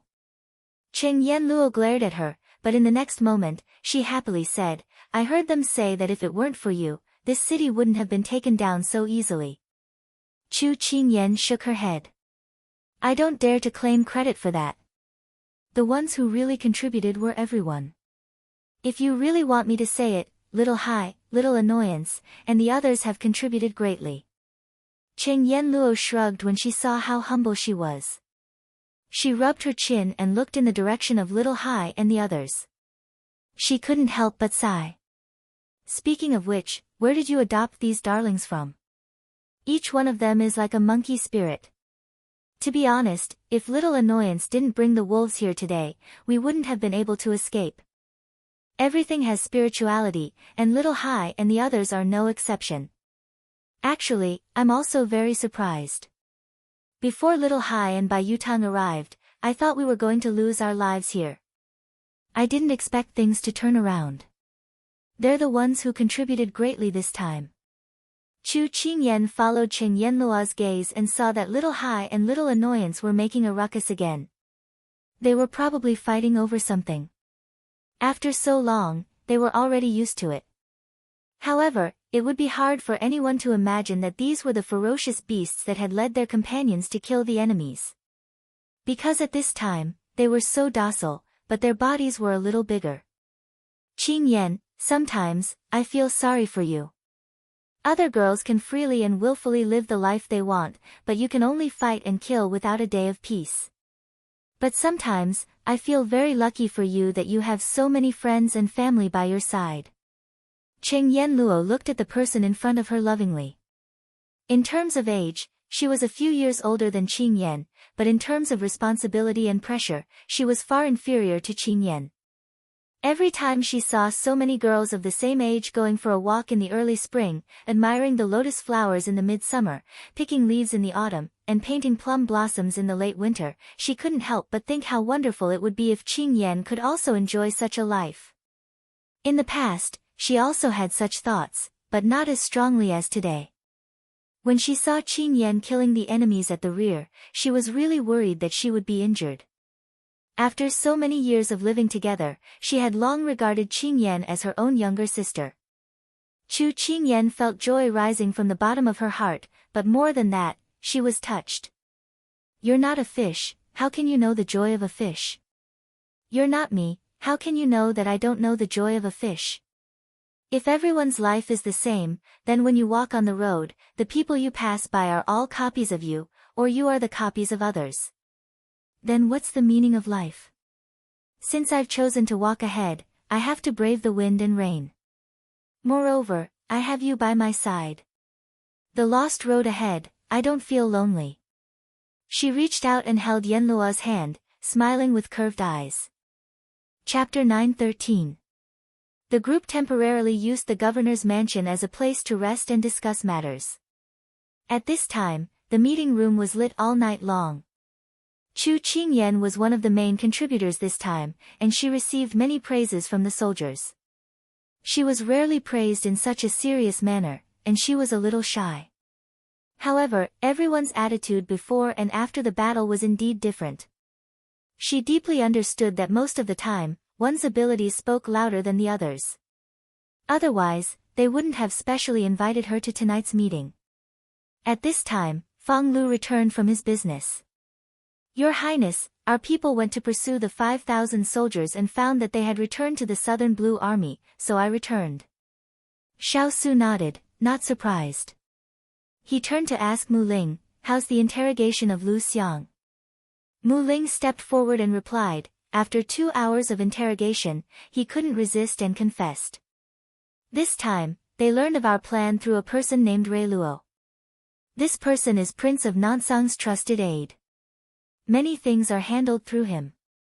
But Lu Xiang doesn't know where Rei Luo learned of our plan. He only knows that we will carry out a strategy of cooperation from the inside and the outside. Rei Luo asked him to delay the attacking army. This battle isn't the main point. The most important thing is to get rid of you. However, Lu Xiang mentioned that the Prince of Nansang had studied your tactics many years ago. Presumably, this plan was deliberated by the Prince of Nansang. After Mu Ling finished speaking, she retreated again. Xiao Su listened attentively, deep in thought. Your Highness, I just had people count the number of people. We captured thousands of enemy prisoners, including many soldiers. The deputy of the 1st Battalion reported. Xiao Su nodded, detain these people first. If there are any who disobey, deal with them yourself. Yes. The deputy of the 1st Battalion retreated. Your Highness, this time we have about 2,000 casualties. The injured soldiers have been arranged to treat their wounds, and the soldiers who died on the battlefield have been buried. Another soldier stepped forward and said in a solemn tone. This time, the number of casualties was the lowest in the past 6 months. However, the most important thing was that Chu Qingyan and her pets were there. Otherwise, the casualties would have been more than this, and they might not have been able to take down the city. While everyone was mourning, they were also rejoicing. Very well handled. We cannot let the soldiers be disappointed. A dark light flashed through Xiao Su's eyes. We will rest and reorganize. Leave 10,000 people to guard Jiangning Commandery. The rest will depart for Qingchao City at noon tomorrow. Yes. The generals retreated in an orderly manner. Just as Huo Ling was about to go down, he was stopped by his master. Master, do you have any other orders? Huo Ling turned around and asked. How are your injuries? Xiao Su's gaze fell on his blood-stained left arm, his tone faintly filled with concern. Huo Ling was stunned for a moment before he said in a flattered manner, it's just like being bitten by a mosquito. It's nothing serious. Xiao Su raised his eyebrows. This mosquito is quite powerful. It caused so much blood with one sting. Huo Ling chuckled. Go down and let Ethereal bandage your wounds. For today and tomorrow, leave it to Jean Xian. Xiao Su waved at him. Huo Ling acknowledged in a loud voice. He left while rubbing his head in a daze. If this was 4 years ago, Master would not have asked him. Maybe after being with the little princess for so long, Master had learned to care for others. Chu Qingyan had been observing this master-servant relationship from the side, but she had not expected the big ice cube to drag her person into the sea in the blink of an eye. However, the wood spirit's injuries were indeed quite severe, so she had no choice but to borrow Jinxin for the time being. Come here. At this time, a voice sounded. She looked around in confusion before confirming that this person was calling her. She walked in front of him. There was a table between them. What? She put her hands behind her back and looked at him with a smile. Give me your hand. His calm voice had a trace of coaxing. She pursed her lips. She was not bewitched by his low and pleasant voice. She continued to smile as she said, pulling and pulling in broad daylight, where is the propriety? It's already dark. Xiao Su was both angry and amused. She was rendered speechless. Under his insistence, she could only obediently reach out her hand. How did you get hurt? When he saw the 2 scratches on her arm, Xiao Su's pupils shrank and his voice became softer. Although the wounds were not deep enough to see the bone, it was still shocking to see this kind of wound on such white jade skin. In the past, even if she had a little bruise, his heart would ache, much less this kind of wound. She honestly said, I'm not too sure. When I got off the battlefield, I found that I was bleeding. Xiao Su looked at her blood-stained face. Although her face was covered in soot and dirt, it could not hide her smooth skin. When he thought about how she was supporting the entire situation by herself, his heart ached. I'll take care of it for you. If it hurts, bear with it. Xiao Su took the wound medicine from the table and brought her to him. Then, he carefully cleaned her wounds and applied the medicine. When he cleaned them, there was a burning pain. When the medicine was applied, there was a cooling comfort. In a short period of time, she felt as if she had died once. When she was scooped out of the water, her entire body was soaked. In this era, it was simply too torturous to not have anesthetics. Luckily, it's only my hand. She turned her hand over and said with lingering fear. Girls all like to look beautiful. If these 2 wounds were left on other places, it would be even uglier. Later, I'll get Ethereal to prepare some scar removal ointment for you. Then, you won't have to worry about leaving a scar. Xiao Su said as he put away the medicine and gauze. Chu Qingyan nodded. Then, she moved closer to his eyes and said in a threatening tone, do you think that I'm ugly with a scar, hmm? If you were a little uglier, I wouldn't have to worry about you attracting suitors. Xiao Su reached out and pinched her delicate nose until she couldn't breathe. Only then did he shake his head and release her with a smile. After Chu Qingyan saved her nose, she rolled her eyes at him. This lady is as beautiful as a flower. This little flaw is nothing. If it could be more perfect, this lady wouldn't mind. At this point, she blinked and said mischievously, anyway, even if I'm ugly, you'll still take care of me, right? Then I'll take care of you now. You stay by my side obediently and don't participate in the battle anymore. How about that? Xiao Su hugged her waist and pulled her in front of him as he asked in a low and gentle voice. When she heard this, she almost lost herself in his voice.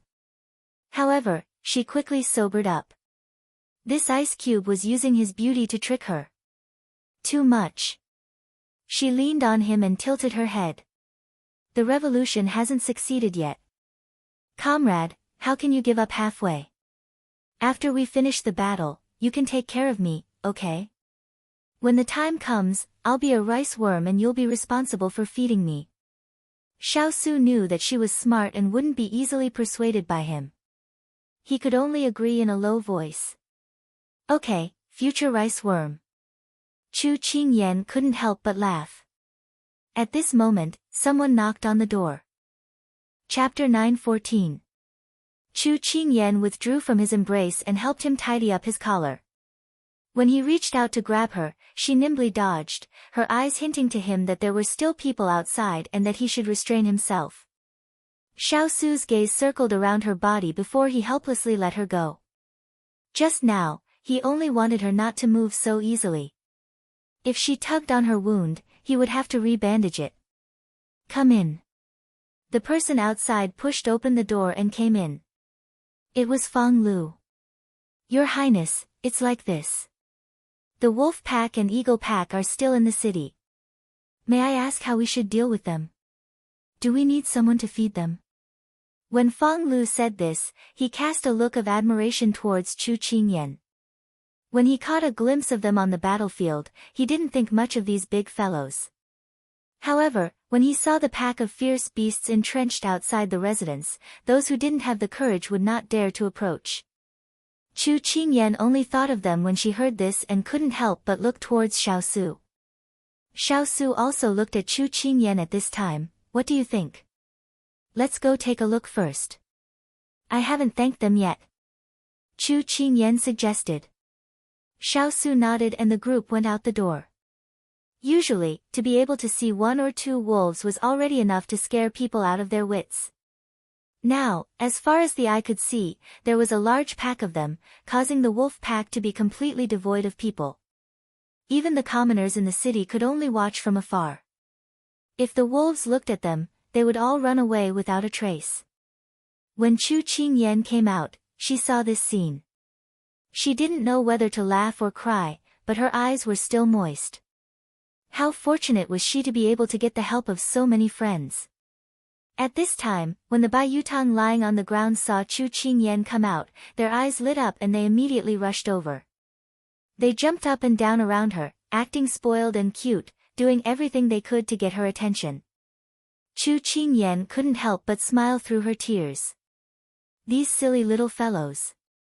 At this time, the eagle pack perched on the tree trunk on the roof also looked over. Under the watchful eyes of the eagles, Little Hai slowly walked over in a domineering manner. The eagle soldier thought to himself, this is how a king should act. Your wolf king doesn't even look like one. Little Hai walked to Chu Qingyan's side. After being reserved for a while, it slapped Bai Yutang away and squeezed its head under its master's palm, proudly rubbing against it. The eagle soldier almost fell from his head. My king, what happened to your majesty and dominance? The eagle soldier cursed inwardly. 10,000 alpacas galloped past. When Fang Lu and the others saw this scene, they momentarily forgot their fear of these 2 races and could not help but laugh. If it wasn't for the feathers and fur, they would really look like jealous children. Thank you for today. Chu Qingyan thanked them sincerely. Xiaosu stood beside her, his expression much gentler, unlike his usual cold attitude towards them. Oh, swish, swish, wolf translation, master is too polite. Eagle translation, no big deal, they are just a bunch of stupid humans. At this time, a few of the wolves suddenly stopped lying down obediently. Instead, they stood up somewhat anxiously and opened their mouths wide to howl. Glutinous rice ball immediately turned around and barked a few words at them. Those few lowered their heads and continued lying down, their eyes full of resentment. What's wrong with them? Although it was very novel to see the wolves listen to orders like soldiers, Chu Qingyan was more curious about the reason. Maybe they are hungry. Xiaosu deduced. Chu Qingyan looked at Bai Yutang and the others, only to see them squatting pitifully on the ground. It looked like they were indeed hungry. After doing so much physical exertion today, it was normal for them to be hungry. However, these 3 were able to command them to fight and restrain them from attacking the civilians while enduring hunger. It was really commendable. Chu Qingyan pondered for a moment. Just as she was about to instruct people to prepare something to reward these brave generals, a 7 or 8-year-old boy suddenly walked out from the crowd of onlookers. He was dressed plainly, and there were patches all over his head. He held a big pot in his hand and walked in front of Chu Qingyan, a pure smile appearing on his dirty face. Little brother, my mother killed the only chicken in the house and said that she wanted to give it to our wolf hero and eagle hero to eat. Can you help me give it to them? As he spoke, the little boy handed the pot over. Tears almost welled up in Chu Qingyan's eyes. She raised her head and turned back the tears, then lowered her head and touched his head, asking gently, aren't you afraid of them? No, the enemy is scary, but they are not. They are our saviors, I like them. The little boy smiled brightly. Chu Qingyan touched his head and took it gratefully. Thank you. The little boy lowered his head and looked at the few squatting on the ground. He asked hesitantly, little brother, can I touch them? Sure.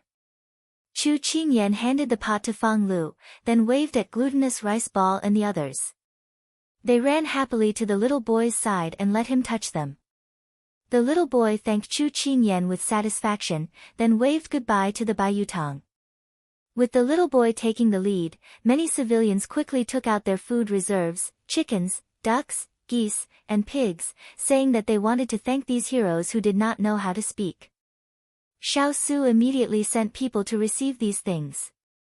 After all, these wolf eagles were not as easy to discipline as soldiers. If these ferocious wolf eagles were left here, if they were really hungry, they might attack the civilians regardless of whether they were friend or foe.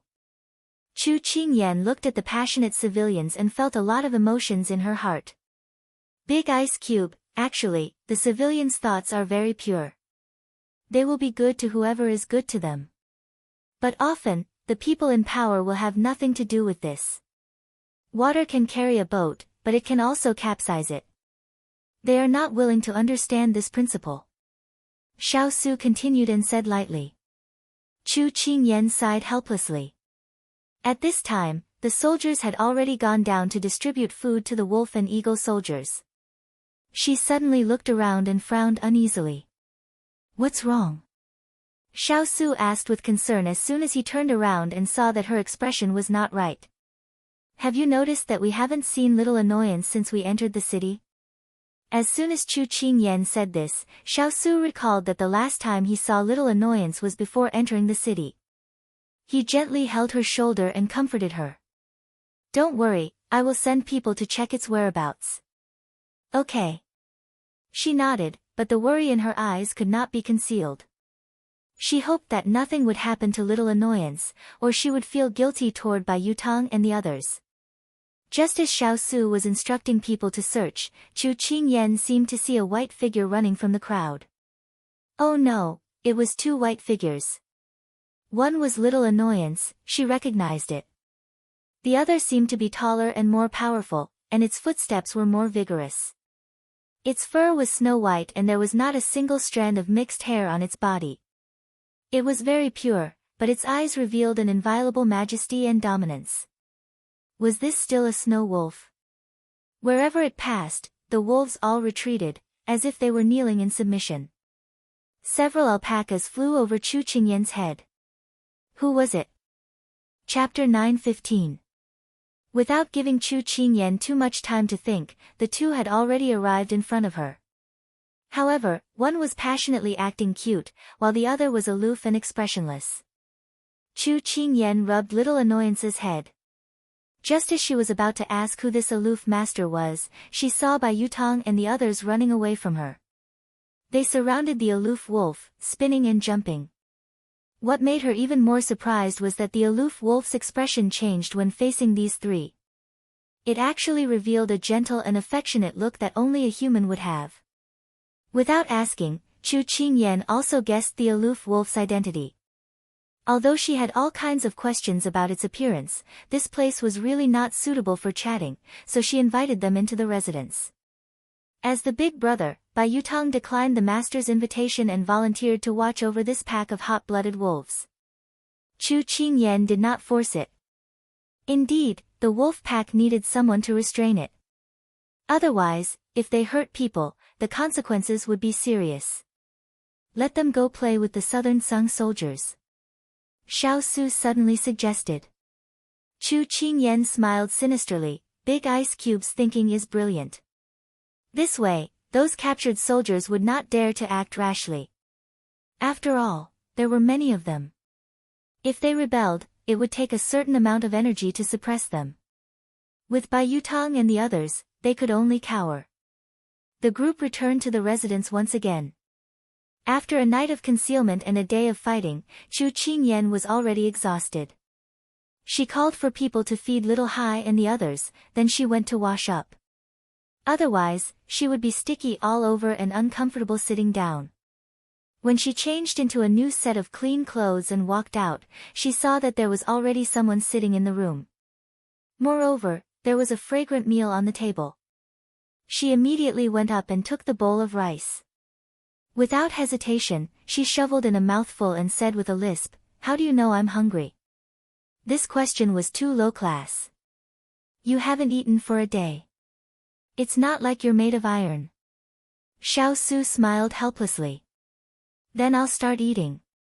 She swallowed in big mouthfuls. Actually, these dishes were just ordinary vegetables and radishes. However, to the starving Chu Qingyan, it was already a supreme delicacy.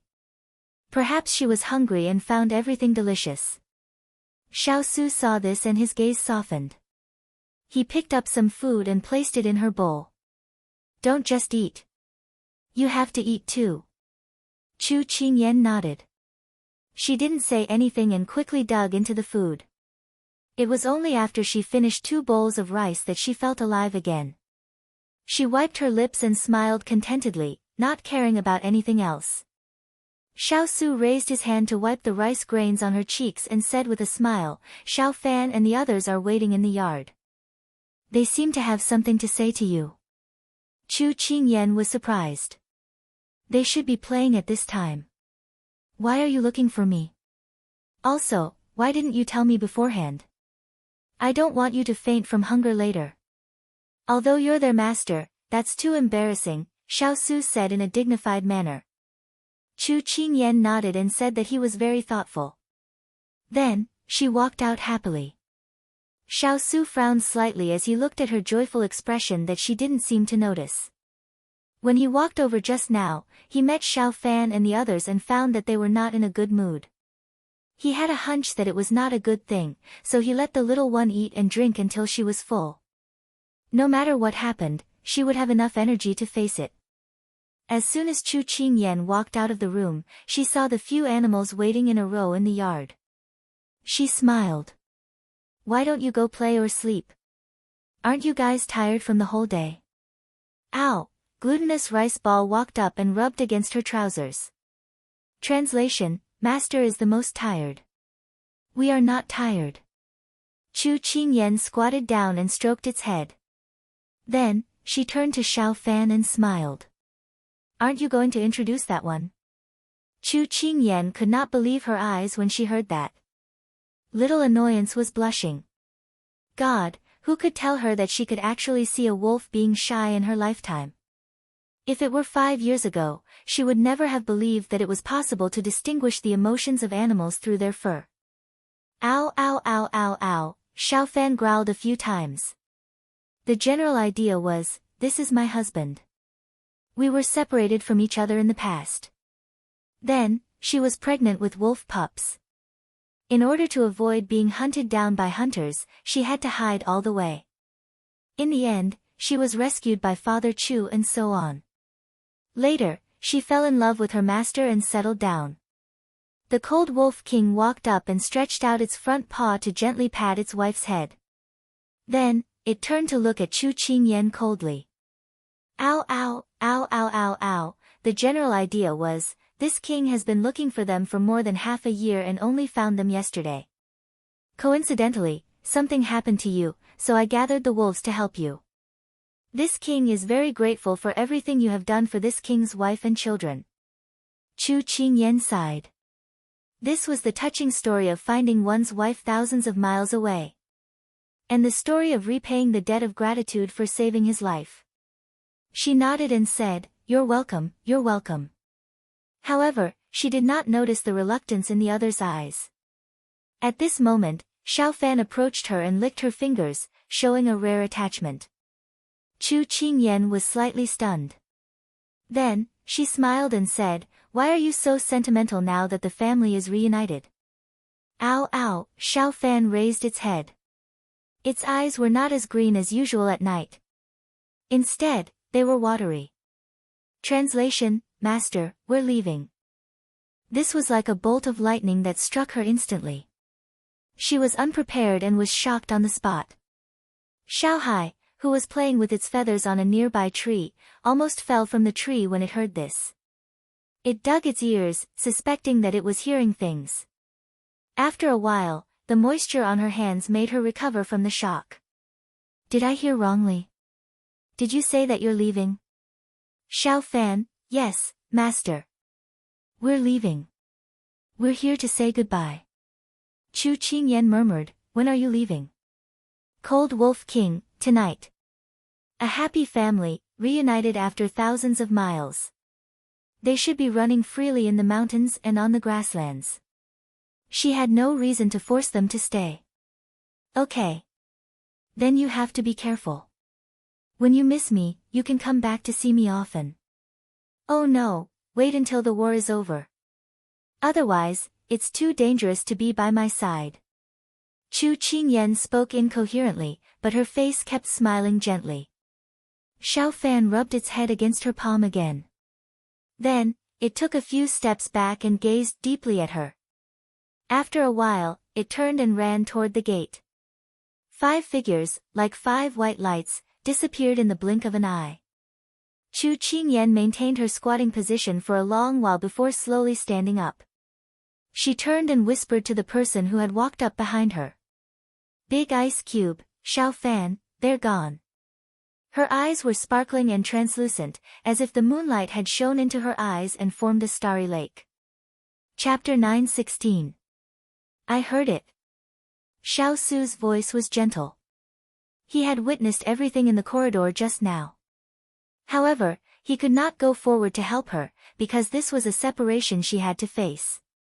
I never thought that one day, they would leave me, just like when we first met. I never thought that they would stay. Just now, in front of Little Annoyance and the others, she did not show a trace of reluctance, because she was afraid that it would be difficult for them. But in front of Big Ice, she could no longer hide her emotions. There are 8 hardships in life: birth, old age, illness, death, love, separation, resentment, longing, and unable to let go. Xiao Su looked at her calmly, with a comforting smile and pity in his voice. This is what we will experience in life. Birth, old age, illness, and death, we have to face it with a normal heart. Don't hate, don't ask, don't force, and don't be sad in the face of separation. I believe that everything has its own destiny. Chu Qingyan listened, but she still felt sad in her heart. Growth is falling, healing, loss, pain, reluctance, strength, sadness, and then you will grow up. Actually, thinking about it, being lucky enough to meet and accompany them for a short time is enough to cherish and miss. They have their own lives, we have our own path to walk. We can't let them leave their snow mountains, their homes, and their friends for our own selfish reasons. She curved her lips and tried to smile. Tears fell. Xiao Su looked at her comforting herself and couldn't bear it. He reached out and hugged her, sighing softly. If you're sad, say it. I know that it is a happy thing for them to reunite and return to their homeland after a long separation. I want to bless them, but I can't bear to part with them. She sobbed, unable to suppress her sadness. He raised his hand and stroked her head, his gaze gentle. Ayan, they belong to heaven and earth. Sooner or later, they will leave one day. You don't have to be too sad. Family and friends will leave, but husband and wife will never be separated. I will be with you for my whole life. Chu Qingyan nodded and looked at him with teary eyes. I will also be with you. We will never be separated. Little C also flew down from the branch and pecked the back of her hand. Xiao, he expressed that he would not leave either. They were the noble eagle race. Once they recognized a master, they swore loyalty to him.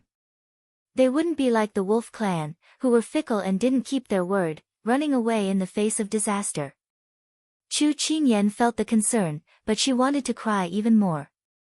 She buried her head in Big Ice's chest and cried silently. Xiao Su followed her back and did not say anything else. The little fellow was a sentimental and righteous person. If he didn't let her vent, it might become a knot in her heart in the future. The only thing he could do was to stay by her side and share her joy, anger, and sorrow. A moment later, she suddenly thought of something and said in annoyance, "Oh right, the city gates are already closed. I'll get someone to open the gates and let them out." Xiao Su chuckled. It's too late to remember now. I've already asked someone to open the door. Chu Qingyan was relieved. She smiled at him pitifully. You're so thoughtful. Xiao Su shook his head and smiled helplessly. He reached out to wipe away the remaining tears at the corner of her eyes. He had once thought of never letting her cry again in this life, but he was powerless in the face of such a situation. There were too many things in this world that he couldn't control. The only thing he could do was treat her better. At this moment, a familiar sound of running came from outside the courtyard. Chu Qingyan subconsciously looked at the person in front of her, as if seeking confirmation of something. Xiao Su was also a little surprised. He was facing the courtyard gate and saw a few white figures rushing in. The corners of his mouth curled up slightly. He put his hands on her shoulders and said with a smile, "Turn around and see who's back." She was turned around by Big Ice, but she was not as fast as the other party. They rushed up and pounced on her. When she saw clearly who it was, her eyes moistened again. A moment ago, they turned and left without looking back. The next moment, they appeared in front of her again. It was simply playing with her heart.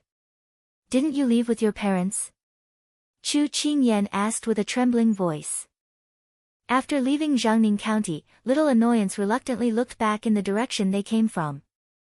"Aloof Wolf King, you don't have to worry. I left by Yutang and the others to accompany her and protect her safety." As the Wolf King spoke, he muttered, "What kind of names did you give to your 3 children? Why are they all food? They don't have any of the prestige of the Wolf clan's imperial family." Forget it. Seeing that you're my savior, I'll just call you that for the time being. Seeing that those few also seem to like such mediocre names, I'll just let them be. Little Annoyance, hubby, do you think Glutinous Rice Ball and the others can do it? Aloof Wolf King, as the future king of the Wolf clan, they should experience hardships to wash away their impurities and accumulate experience to become outstanding Wolf clan leaders. Survival of the fittest is normal. However, the 3 of them have been taught very well by you and that girl. If they follow that girl, perhaps they will have a different fate. Little Annoyance, but, Aloof Wolf King, you don't have to think too much. Children and grandchildren have their own blessings. That Miss Chu is a person of good fortune. It's their good fortune to be able to follow her. Moreover, I'm already preparing to step down from the throne and enjoy my old age. Now, I'm just waiting for them to finish their studies and come back to inherit. Little Annoyance, hubby is right. Little Annoyance looked back at the brightly lit town again, her gaze resolute. Master, all good things must come to an end. I wish you a safe and smooth journey.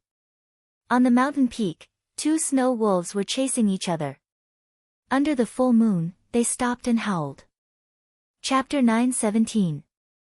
Xiao Su was actually able to break through this prince's carefully arranged trap. Not only that, but he also took the opportunity to break through Jiangning County. It seems that this prince really underestimated him. Pang Huang crushed the letter in his hand. His expression was dark and gloomy. At this time, a subordinate came to report that Rei Luo had returned. "Come in." Rei Luo walked in with one hand pressed down. His entire body was covered in injuries. "How did you get yourself into such a sorry state?" Pang Huang frowned. This subordinate encountered a pack of wolves and spent a lot of effort to return. Rei Luo thought of the ferocious wolves on the road and his hand unconsciously trembled. Pang Huang was surprised, a pack of wolves. Rei Luo said truthfully, "Time was tight today, so I didn't write it clearly in the letter. Our plan was foolproof, but a pack of wolves and eagles came out of nowhere and helped Xiao Su break through the encirclement. Our leader was killed in one shot. Originally, we were about to capture the people hiding in the city, but we were stopped by the wolves and eagles. Our people didn't have time to take care of them. Under the cooperation of Xiao Su and the people inside the city was breached and Lu Xiang was captured. Birds and beasts actually help humans fight together. This is simply too unimaginable." Rei Luo still couldn't forget what he had seen and heard today. It was simply too shocking. Even if he said it himself, he found it hard to believe. When Rei Luo spoke, Pang Huang went from being shocked to calmness in the end. He waved his hand. "I've heard that Aoing used to send messages and hunt. A few decades ago, the ancestors also trained a group of wolf dogs to be the vanguard of war. This isn't surprising." Speaking of this, his voice suddenly turned cold. "Even if the other party had the help of animals, you shouldn't have lost so miserably. It must be that Lu Xiang and the others underestimated the enemy too much." Looking at the layout, if they scattered their people and missed the opportunity, they would definitely be able to kill them. You have really disappointed this prince. Reiluo quickly knelt down. This subordinate knows his mistake. Pang Huang impatiently waved his hand for him to get up. Things have already gotten to this point. One of you is injured, one dead, and one captured. This is enough to make this prince worried. Don't show off in front of this prince. Go and treat your injuries. Reiluo accepted the order in fear and trepidation. At this moment, an aide named Qing Qing stood beside Xiao Su. His appearance was nothing special, and he was the type that couldn't be found in a crowd. However, compared to the tall and mighty southern blue people, he was too short. His squinted eyes gave off a sinister feeling, as if he would be targeted and schemed against if he wasn't careful. Your Highness, it's just Jiangning County. We don't have to care too much about it. When the time comes, we can come up with a plan to snatch it over. Qing Cheng's voice was low and hoarse. Pang Huang heard this and said, this crown prince just feels that it is not worth sacrificing 20,000 soldiers and 2 capable generals. Qing Qing sneered. Your Highness, Lu Xiang and the others, as well as the soldiers under their command, were recruited by you from the second prince's side. Although they appear to be subservient on the surface, they have many tricks up their sleeves. Borrowing Xiao Su's hand to get rid of them is also pulling out a thorn in your side. You didn't lose anything, so there is no need to worry. Pang Huang smiled viciously. Qing Cheng had hit the nail on the head. The reason why he had sent Lu Xiang to defend the city and only gave them 20,000 soldiers was not only because his plan only required so many people, but also because he wanted to use this opportunity to weaken their manpower and give his second brother a warning. His second brother was currently under house arrest in his mansion. When he heard that his men had been completely annihilated, he would definitely suffer in silence like a mute eating bitter herbs. This was the fate of those who offended him. Pang Huang snorted. Mr. Qing Cheng, although it is good to get rid of a thorn, that thorn also brought out this prince's flesh and blood. It still hurts a bit. Do you have a way to give Xiao Su a big gift in return? The reason why Qing Cheng stepped forward was because he already had a plan. Your Highness, Jiangning County is vast and sparsely populated, but it is surrounded by mountains.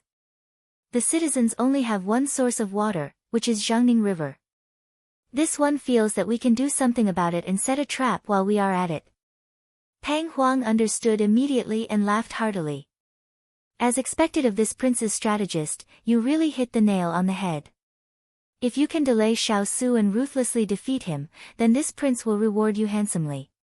Then please wait and see, Your Highness, Qing Cheng said confidently. His shifty eyes flashed with a sinister light. Late at night, several black-clothed men silently leaped upstream of Jiangning River. Seeing that there was no one around, they took out a bottle and poured it into the river. A purplish-black liquid flowed out of the bottle and into the river, disappearing in an instant. Seeing that they had succeeded, they put away the bottle and then disappeared in a few flashes. Early in the morning, Chu Qingyan was woken up by the cries of Bai Yutang and the others.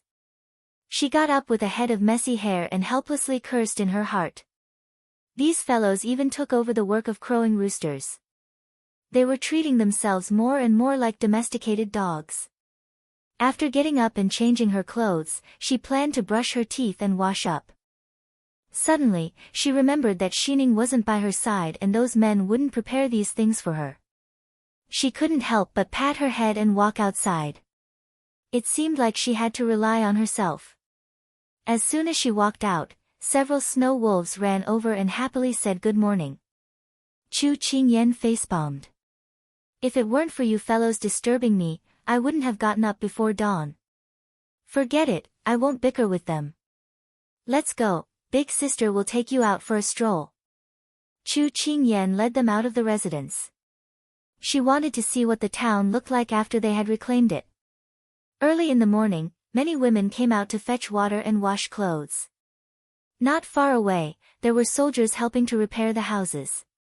Chu Qingyan looked at the people coming and going with smiles. She couldn't help but smile. Although the houses were burned down and things were smashed, with their own people protecting them, the pain of the past would not be so deep. For the people, the country's strength was strong and let them live and work in peace. This was what they looked forward to.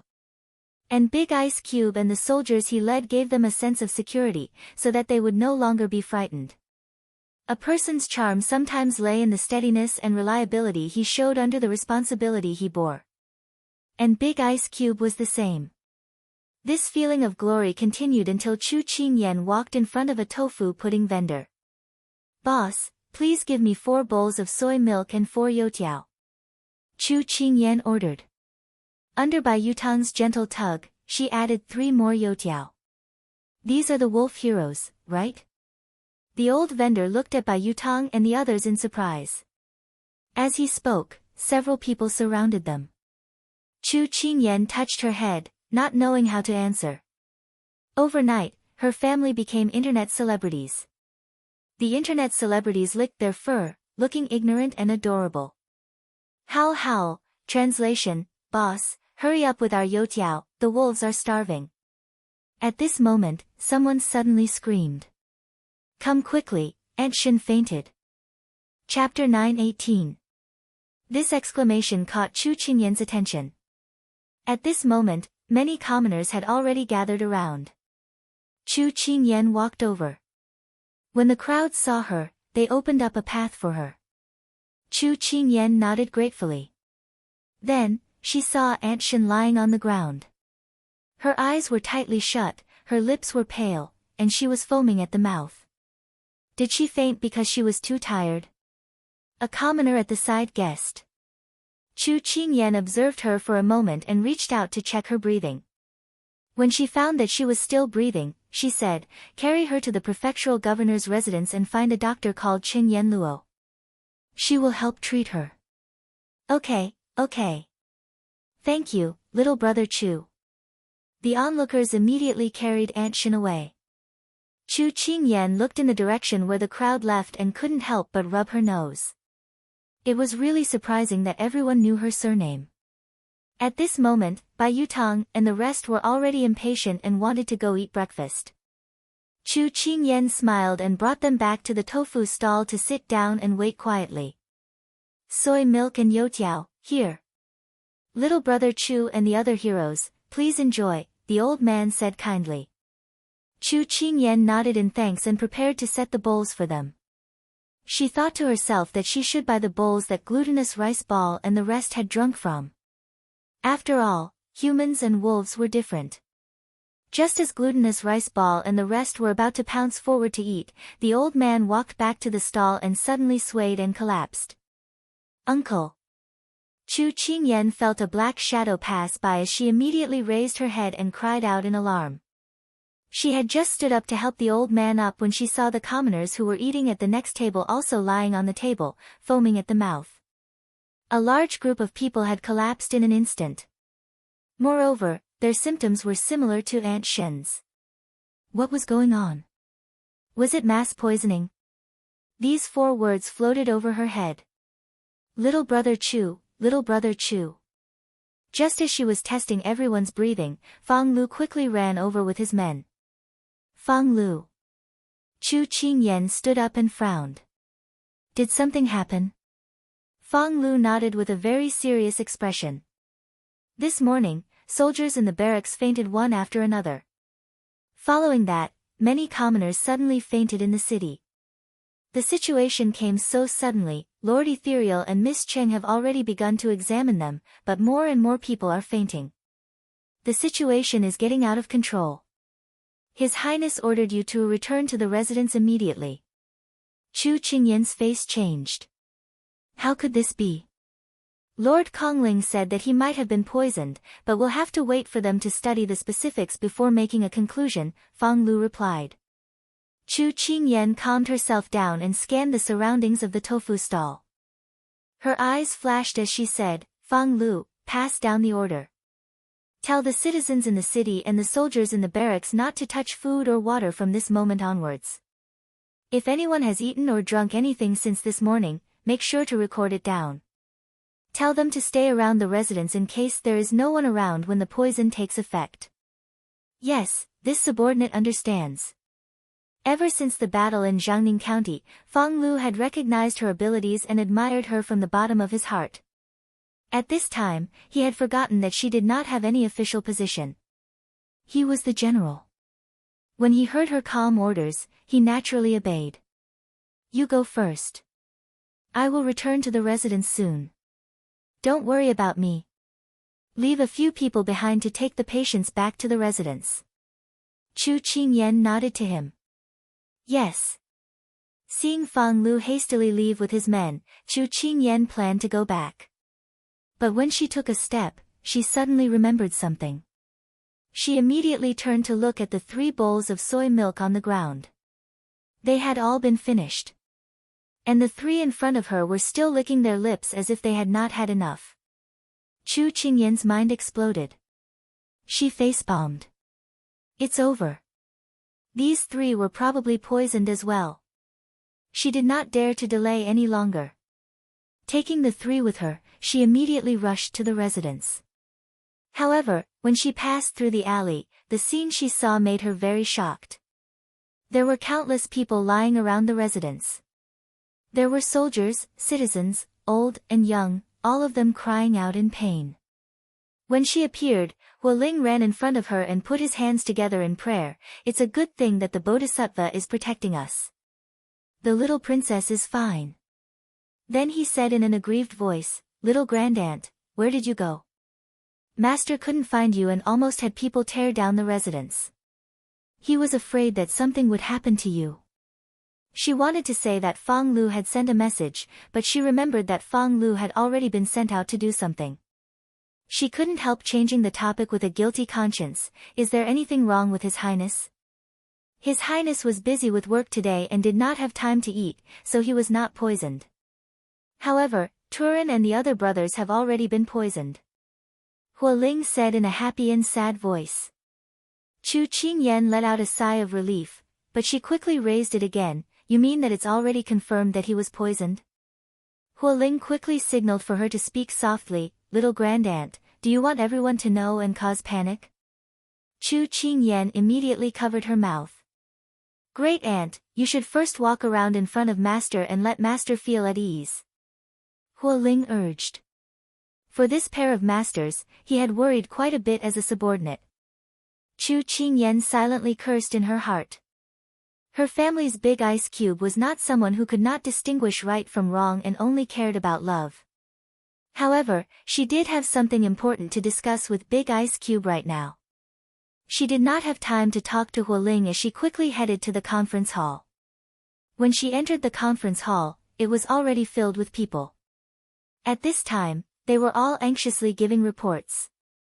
Your Highness, when we were counting just now, we found that over 300 soldiers were unconscious from being poisoned.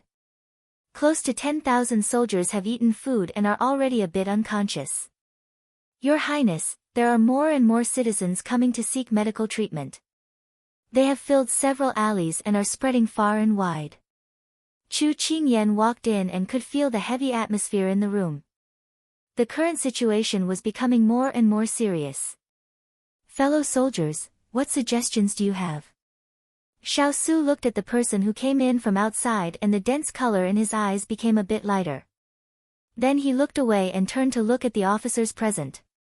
Your Highness, the most important thing right now is to find the source of this illness. Not eating or drinking right now is only treating the symptoms and not the root cause. If this continues, the citizens will either be poisoned or starved to death.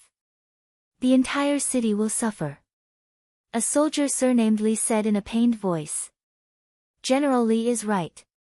We can investigate what most people ate today and find the source of the poison. Then we can take precautions to prevent the remaining people from being poisoned. The commander of a battalion agreed. No, this general feels that there is someone planning to poison the people in the city on a large scale.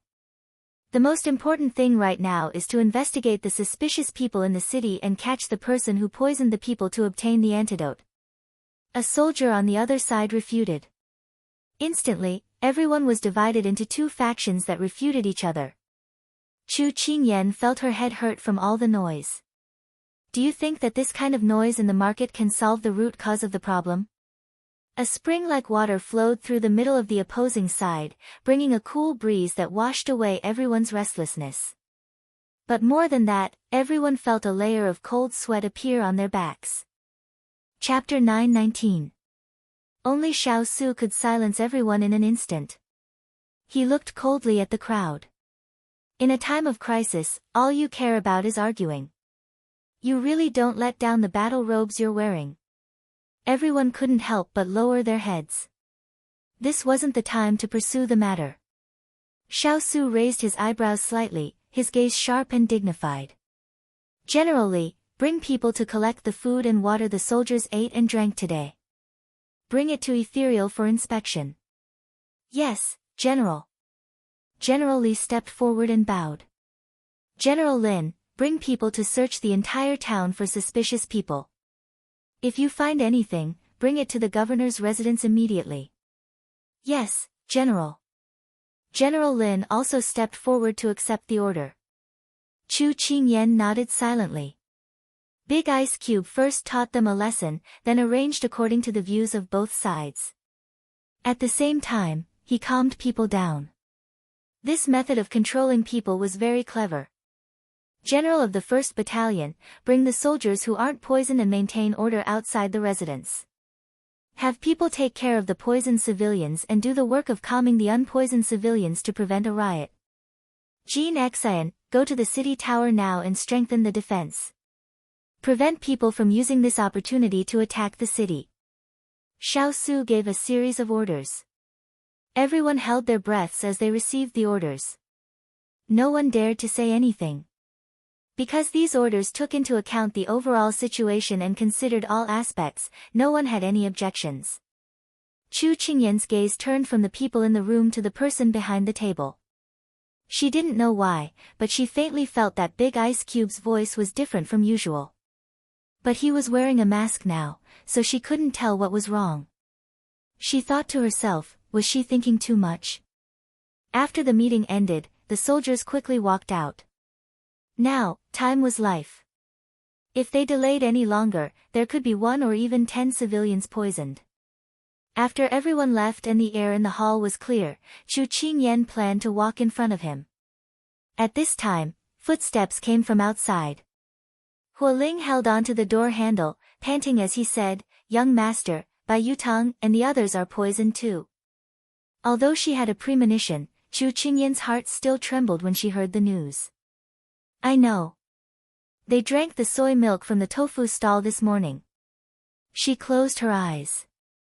If she had stopped them earlier, they might not have been poisoned. Don't worry, we will find a way to save them, Xiao Su said firmly. His words gave Chu Qingyan a boost of motivation. She nodded her head and recalled the reason why she had come to look for him. She immediately stepped forward and said, Big Ice Cube, I suspect that the Southern Blue people are behind this.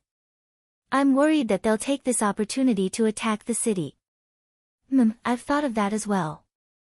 Just now, I've already ordered Gao Hao to bring reinforcements. There are at least 15,000 people in the city right now. If the enemy attacks, it won't be a problem to hold them off for 3 to 5 days. Xiao Su's voice became heavy. He rarely fell into such a passive situation.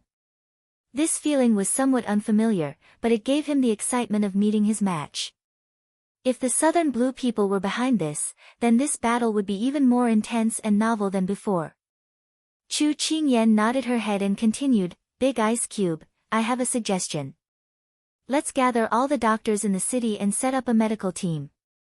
Their abilities may not be as good as Ethereal and Yenlua's, but at least when necessary, they can help take care of the civilians and soldiers and lessen their burden. Xiao Su agreed and let Hualing make the arrangements. After Hualing left, Chu Qingyan summoned someone to inquire. When she found out that Ethereal and the others had yet to discover what kind of poison it was, she couldn't help but feel anxious. At this moment, Xiao Su, who was sitting behind the table, swayed slightly. He pursed his lips into a thin line, as if he was restraining something. His brows were deeply furrowed. Chu Qingyan, who was pacing back and forth in the hall, worried about glutinous rice ball and the others, turned her head and saw his expression. She couldn't help but move closer and say in a gentle voice, "Big Ice Cube, don't worry too much. Ethereal and Yenlua's medical skills are among the best in Sichuan. They will definitely find a solution as soon as possible." Xiao Su looked up and gave her a reassuring look. "I know." She nodded, but felt that she couldn't do anything here. She said, "Big Ice Cube, is there anything you need me to do now?" "Yes." "What is it?" Her eyes lit up with anticipation. "Stay here and don't go anywhere." Xiao Su looked at her gently, but his tone was serious. No one could refute him. Chu Qingyan couldn't help but twitch the corner of her mouth. If it was any other day, she would definitely think that the big ice cube was saying words of love that he didn't even realize. But at this moment, in such an anxious atmosphere, she couldn't wrap her head around it. Was this what he needed her for? But under his serious expression, she couldn't say anything to refute him. "All right, if you want me to accompany you, I'll accompany you." She shrugged and moved a chair to sit beside him. When she got closer, she saw that there was a half-written memorial on his table. He must have put down his pen temporarily when he heard the news of the people being poisoned when he was writing. She was about to ask what was written on the memorial when someone came in to report. Soon, people came in and out of the room. For a long time, she didn't find a chance to talk to him. In the end, she just sat quietly beside him and accompanied him. At this moment, two figures appeared outside the door. Ethereal and Cheng Yenluo. "Why are you here together? Is there progress?" Chu Qingyan immediately stood up from her chair. Even Xiao Su looked at them. "Yes, let us have a sip of water first." Cheng Yenluo called out to them the moment she stepped in. But on second thought, she put down her hand in embarrassment. "Forget it, I don't want to die before achieving success." "Tui Tui, what's with the talk about dying?" The atmosphere was lightened by her words. Chu Qingyan spread her hands. "Right now, no one dares to eat or drink anything. Just bear with it for a while. Speaking of drinking water, I'm angry. The person who poisoned us is too vicious. They actually poisoned the Jiangning River. This river is the source of water for the people of Jiangning County. They can't live without it. But they threw the poison into the river, causing the flow of the water to slow down. As a result, everyone who used the water today was poisoned." Cheng Yenluo started to rant as a doctor who couldn't stand the sight of poisoners. "Calm down first. Otherwise, you'll die of thirst before the poison is cured." Chu Qingyan saw her expression and had an idea. She was in the mood to joke with her. Cheng Yenluo immediately stopped talking, but she still looked at Chu Qingyan with an aggrieved expression. "Ethereal, do you know what kind of poison the people were poisoned with?" Xiao Su looked at the reliable Ethereal and asked. Ethereal was as reliable as ever. "The poison is called Luo Sha. This poison comes from Nansung and is very rare. This is also why we only came to this conclusion after studying it for so long." Chapter 920. Luo Sha. Chu Qingyan had never heard of this name before. She was at a loss, but when she heard that the poison came from Nansung, she flared up. Nansung really can't afford to lose. It's just a city that was taken back, and they want to poison us to death. How narrow-minded. On the battlefield, there's nothing you won't do. You can be a gentleman and then a villain. You have a lot to learn in the future, Xiao Su said slowly. She took a deep breath. The battlefield was really cruel. It couldn't be measured by the way she had always believed. Ethereal, please continue. She nodded at Ethereal. Luo Sha's poison is a slow-acting poison. It will wait for the poison to enter the 5 viscera and 6 bowels before it will kill. Generally, it will take 2 to 3 days. Although it won't take a person's life very quickly, the poison is extremely tyrannical. If you don't use the right medicine, the poison will spread faster, Kong Ling continued. Are the people outside foaming at the mouth a sign of the poison? Chu Qingyan couldn't help but ask. Cheng Yenluo shook her head. No, they're just symptoms. I've diagnosed them and found that they were poisoned last night and this morning. However, if we don't find the antidote in 2 days, they won't be able to escape the fate of the poison. 2 days was actually very short. Moreover, to brew the antidote for tens of thousands of people, it wasn't just a matter of manpower, but also of material resources. The atmosphere quickly became tense again.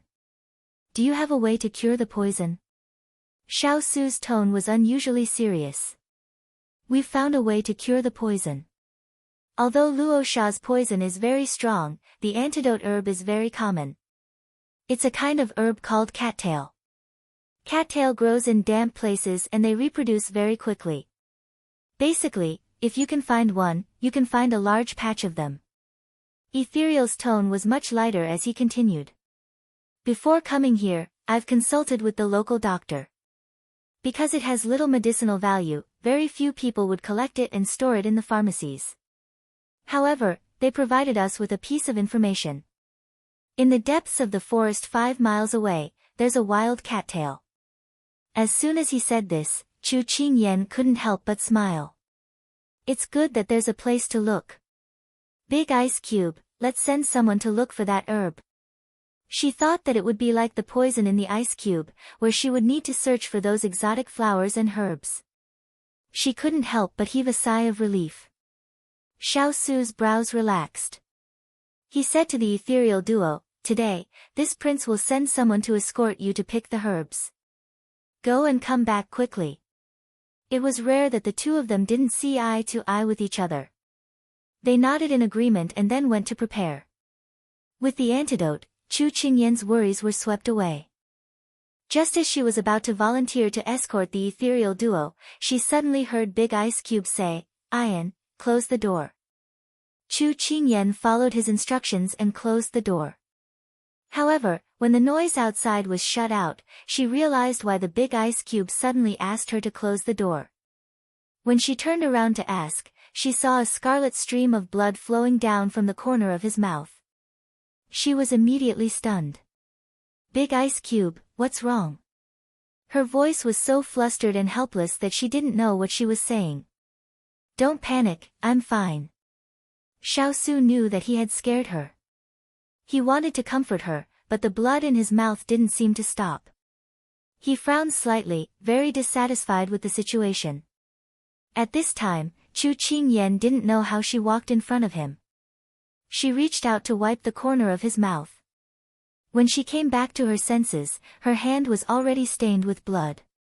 Her fingers trembled and the blood instantly turned cold. What's going on?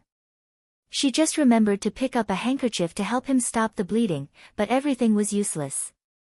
Xiao Su pressed her hand down. He didn't want her to waste her efforts. He knew his own body best. I think I might have been poisoned. As soon as he said this, he couldn't help but cough. What kind of poison is so serious? Is it Luo Sha? But Luo Sha's symptoms, she was already flustered and couldn't speak coherently. Xiao Su held her hand and transmitted the warmth of his palm to her, indicating that she shouldn't panic. It should be Luo Sha. I drank a cup of tea this morning. The water was the same as the water used by the soldiers. When I noticed that something was wrong, it was already too late. So you used your internal energy to suppress the poison? When he said this, she had already guessed it. She bit her lip and her voice unconsciously became sobbing. He took a deep breath, as if he was restraining himself. Then he looked at her eyes gently and said slowly, Ian, you know, anyone in this city can fall, but I can't. But Big Ice Cube, if he can't suppress the poison, it will cause the poison to spread faster in his body. Do you know that? She shook her head. Her voice was choked with sobs, but she still tried to lower her voice. She was afraid that people would hear and panic. Since Big Ice Cube chose to do this, then she couldn't let him fail. But there's no other way, right? Xiao Su gently rubbed the back of her hand, comforting her emotions. He didn't care about the smell of rust and blood in his throat. Chu Qingyan took a deep breath and looked at him without saying a word. I am their faith, their pillar, their leader, so I can't fall. I can only stabilize the situation and let them know that their faith, pillar, and leader is still standing. Only then will they have the confidence to fight against this disaster. Xiao Su said as his lips hooked up. It was like a plum blossom under the spring snow, cold and beautiful. Although she didn't agree with what he did, she had to admit that there was no other way. Big Ice Cube, my heart aches for you. At the same time, I hate myself for being useless. She leaned over and hugged him. She closed her eyes and her face was filled with pain. You being by my side is my biggest motivation. Xiao Su said with a faint smile. Big Ice Cube, don't comfort me. She quickly straightened up and the pain on her face disappeared as if it never existed. Now, I'll let Ethereal take a look at you. Don't interfere with what happens next. Her voice was firm and resolute. Xiao Su couldn't help but obediently shut his mouth. It could also be said that what he said just now had consumed a lot of his energy. Right now, it was time for him to rest.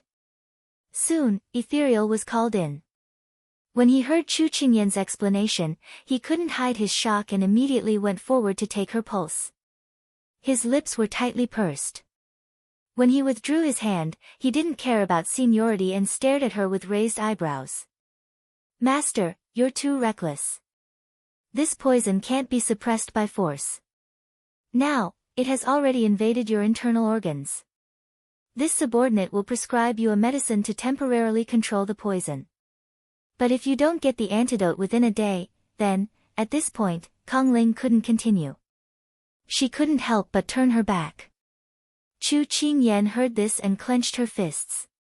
Her face was pale and bloodless. Chapter 921.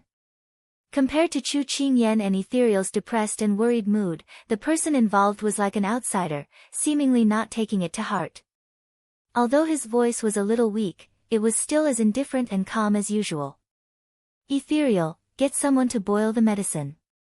Don't let this leak out. Yes, Master. Ethereal did not dare to delay this illness and immediately left. When only the two of them were left in the room, Chu Qingyan walked forward and helped him wipe the bloodstains on his body. Her expression was so calm that it was as if nothing had happened. Seeing her sudden silence, Xiao Su lowered his eyes and said in a low voice, Ian, have you heard of the saying, good people don't last long, but scourges live for 1,000 years? I'm not good enough, and my hands are stained with the blood of countless people. I'm not a good person, so, I won't allow you to say that. You're not a scourge. You'll definitely live to 100 years old. Hearing that, Chu Qingyan immediately reached out and covered his lips with her fingers. She shook her head, her eyes misty, and still stubbornly refused to let him continue speaking. He had only wanted to comfort her, but he had made her face full of tears. Xiao Su felt that he was really not suited to coaxing people. After that, he did not say anything, but only held her hand and patted it lightly. Outside the window, the breeze brushed the willows, the leaves rustled, and butterflies fluttered in the forest. The sunlight and white clouds made it seem like a peaceful time. However, the two people in the room, a handsome man and a beautiful woman who should have been the envy of others, held hands and looked at each other in a warm and romantic scene. Their eyes were heavy. After calming herself down, Chu Qingyan squatted in front of him and lifted her head to look at him. Although her voice was still slightly hoarse, it was much better than before. Just listen to her speak. Big Ice Cube, sometimes I feel that the heavens are very unfair to us. It always likes to arrange an especially difficult path for people to walk, but it doesn't ask if they're willing to walk on it. At first, I complained that it lacked love and didn't want to see others live well. But later on, I understood that everything in life has its own meaning. Perhaps if we think this way, our hearts will feel a little better. She spoke tirelessly with a sincere expression. Xiao Su looked at her dotingly, his limpid eyes sparkling as he encouraged her to continue speaking. Therefore, if God wants us to go through some difficult and seemingly insurmountable obstacles in order to obtain happiness, I am willing to accept this challenge. If I win, the harder it is in the beginning, the sweeter it will be in the end. If I unfortunately fail, it is fine. At most, I will live another life and be a hero again in 18 years. When she said that, the corners of her lips curled up slightly. She looked sweet and cute, as if she was saying something witty between lovers. Xiao Su was slightly stunned. His fingers subconsciously tightened, holding her hand firmly in his. If he won, he would live the rest of his life peacefully. If he lost, he would have to accept this failure. Not fearing death, not fearing difficulty, as long as two people advance and retreat together. It's my honor. His eyes were filled with tenderness, determination, and relief. With such feelings, what more could she ask for? Soon, Ethereal brought in a decoction of decoction. To outsiders, she told them that Xiao Su had overworked himself and was taking medicine to nourish his body. After Xiao Su drank the decoction, he quickly fell asleep. Chu Qingyan arranged for someone to send him back to his room. Chu Qingyan sat by the bed and looked at his peaceful sleeping face. She turned to Ethereal and asked, "How long will he sleep?" "This decoction has a strong sleep-inducing effect. He will wake up in 4 hours at the earliest. But after that, he will fall into a deep slumber. The main reason is to prevent the poison from spreading. In this way, he will be able to hold on until this time tomorrow," replied Ethereal. "When will Yen Luo and the others set off to gather medicinal herbs?" "In half an hour." "All right." Chu Qingyan nodded. "Ethereal, I hope you can stay in the residence for me to take care of His Highness. I'm afraid something will happen to him." "What do you mean?" asked Ethereal. She could tell that there was a hidden meaning in her words. "I plan to escort Yen Luo to the valley." Her tone was firm. Ethereal was surprised. "Young Princess Consort, didn't you just promise His Highness that you would help him take care of the situation? There's actually no use for me to stay here. His Highness has already made all the necessary arrangements. It doesn't make much difference if I stay here. You're a doctor, so you'll be able to deal with any sudden situations that arise in His Highness's body. At the same time, I need you to stay here. I'll be more at ease with you around." Chu Qingyan turned to look at the person on the bed. Her eyes were filled with a rare determination. "The person lying here is the person I cherish the most. I have to protect him personally if there's any chance of survival. Otherwise, I won't be able to sit still." This subordinate understands how you feel. Even though he knew that his master didn't want her to leave, Ethereal had already been persuaded by her. In terms of resourcefulness, other than his master, only the young Princess Consort was here. She should stay and take care of the situation. However, he selfishly hoped that she would be able to escort the antidote back. He heard that wild beasts roamed that place and most people never returned. This way, his master's chances of survival would be greater. "All right, then I'll leave His Highness in your care." Chu Qingyan retracted her gaze. She didn't dare to take another look at the person on the bed. After solemnly entrusting him, she stood up and walked towards the door. "Young Princess Consort." Ethereal suddenly spoke. Chu Qingyan's hand was already on the door. She turned to look at him. "Do you have anything else to say? Please help this subordinate take care of Xiao Yan. She's a little reckless. I'm afraid she'll be at a disadvantage." Ethereal looked away unnaturally. However, his voice was filled with eagerness. Chu Qingyan couldn't help but raise the corners of her lips. "All right." After leaving the room, Chu Qingyan quickly met up with Qing Yenluo and the others. She tactfully declined Hualing, Fang Lu, and the others' offers. Moreover, she personally selected over 100 soldiers to head out of the city without delay. The moment Chu Qingyan and the others left the city, the Southern Song army received the news. "Your Highness the Crown Prince, Shi Xian has already ordered 100 soldiers to head towards the valley. If there are no accidents, they will be able to reach the inescapable net we have set up tonight." A soldier entered the door and reported to the person sitting on the throne. Pang Huang revealed a smile when he heard this. Very good. Your mission is to delay those people. After 2 days, Jiangning County will become a ghost town. When that time comes, this crown prince will be able to take it down effortlessly. Your Highness, the crown prince is right. Many people don't know that those who die from the luo sha poison will have their bodies corroded by the poison. Anyone who touches them will also be poisoned. We'll win without a fight. Qing Cheng also smiled, but his smile made everyone's hair stand on end. Mr. Qing Cheng, your idea is very good. After we take down Jiangning County, this crown prince will reward you handsomely. Pang Huang was in a very good mood. Many thanks, Your Highness the Crown Prince. Qing Cheng bowed his head in thanks. Pang Huang casually asked, who's the one leading the soldiers to gather the herbs? It's said that it's a youth named Chu Yan. The soldier thought carefully before replying. Chapter 922. Chu Yan. Pang Huang immediately sat up straight. It seemed like he hadn't heard this name in a long time. Now that he heard someone say it, an indescribable feeling flowed through his heart. Yes, Your Highness the Crown Prince. She's leading around 100 soldiers to the valley. I heard that she's very eloquent and intelligent. The soldier didn't notice the change in his crown prince's tone and continued to report. Not only was she eloquent, but she was also fickle. He was even more aware of her cleverness. But he didn't expect her to lead the troops alone. Your Highness the Crown Prince, I heard that this person was the main reason our army lost Jiangning County. She can't be left alive to avoid future trouble, Qing Cheng immediately suggested. Anyone who could affect the overall situation had to be eliminated. After saying this, Qing Cheng thought he would receive the Crown Prince's praise as usual, but he didn't expect the Crown Prince's cold gaze to fall on him.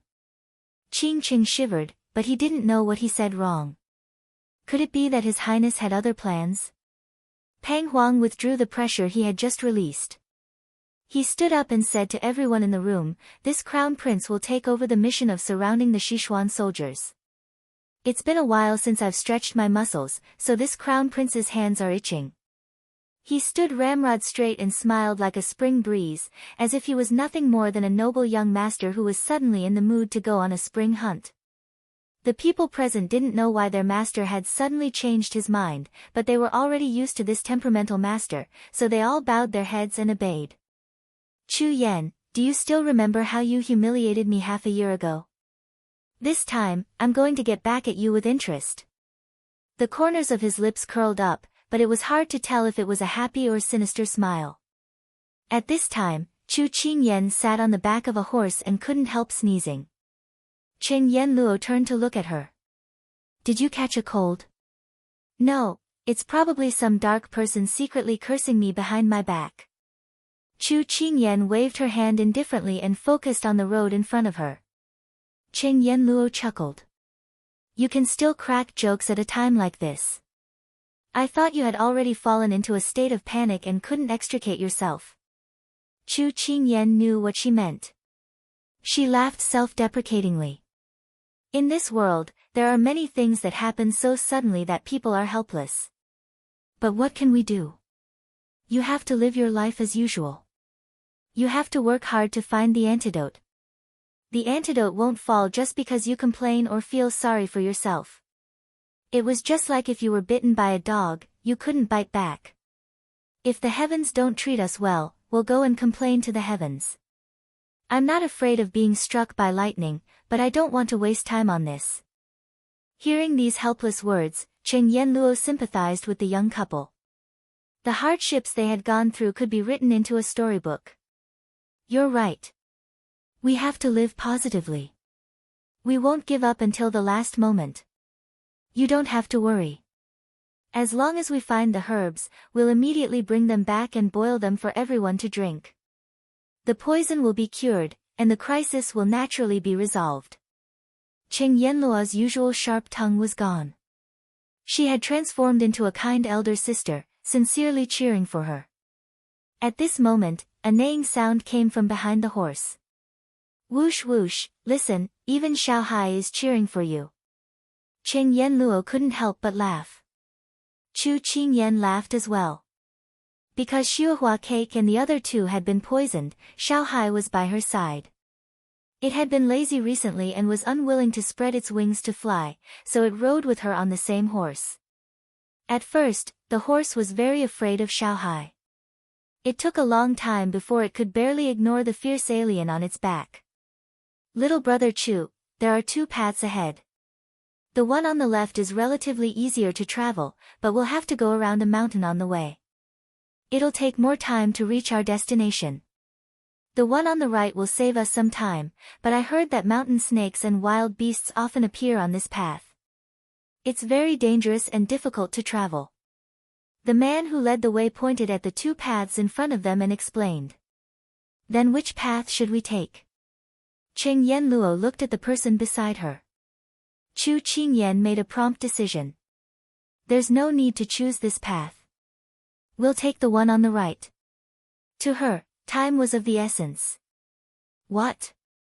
You're taking such a risk. It'll only take us half a day if we take the left path.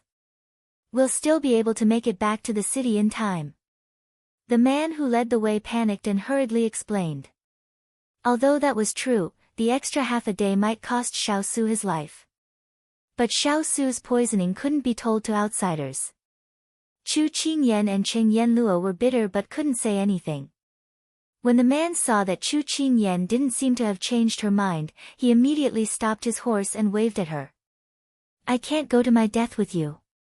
I have elders and children to take care of. How about this? I'll tell you the path clearly and you can memorize it. I won't go with you. As soon as she finished speaking, the man hurriedly explained everything and turned his horse around, preparing to return. However, without Chu Qingyan's orders, the soldiers behind him immediately drew their weapons and stopped him.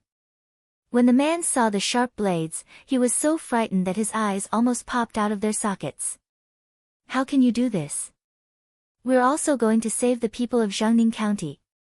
You, Cheng Yanluo was cut off by Chu Qingyan before she could finish her sentence. Let him go. We won't force him. Chu Qingyan raised her hand, and the soldiers who were blocking the way retreated. The man who led the way immediately urged his horse to leave in a hurry. I've never seen such an ungrateful person. Who was it that saved them from danger? Who was it that protected them from being violated? Cheng Yanluo's resentment had yet to subside, and she continued to rant and rave. Yanluo, not everyone can put their country and country first in their hearts. Some people will succumb to the fear in their hearts. We can't be too harsh on others, or we'll be the ones suffering.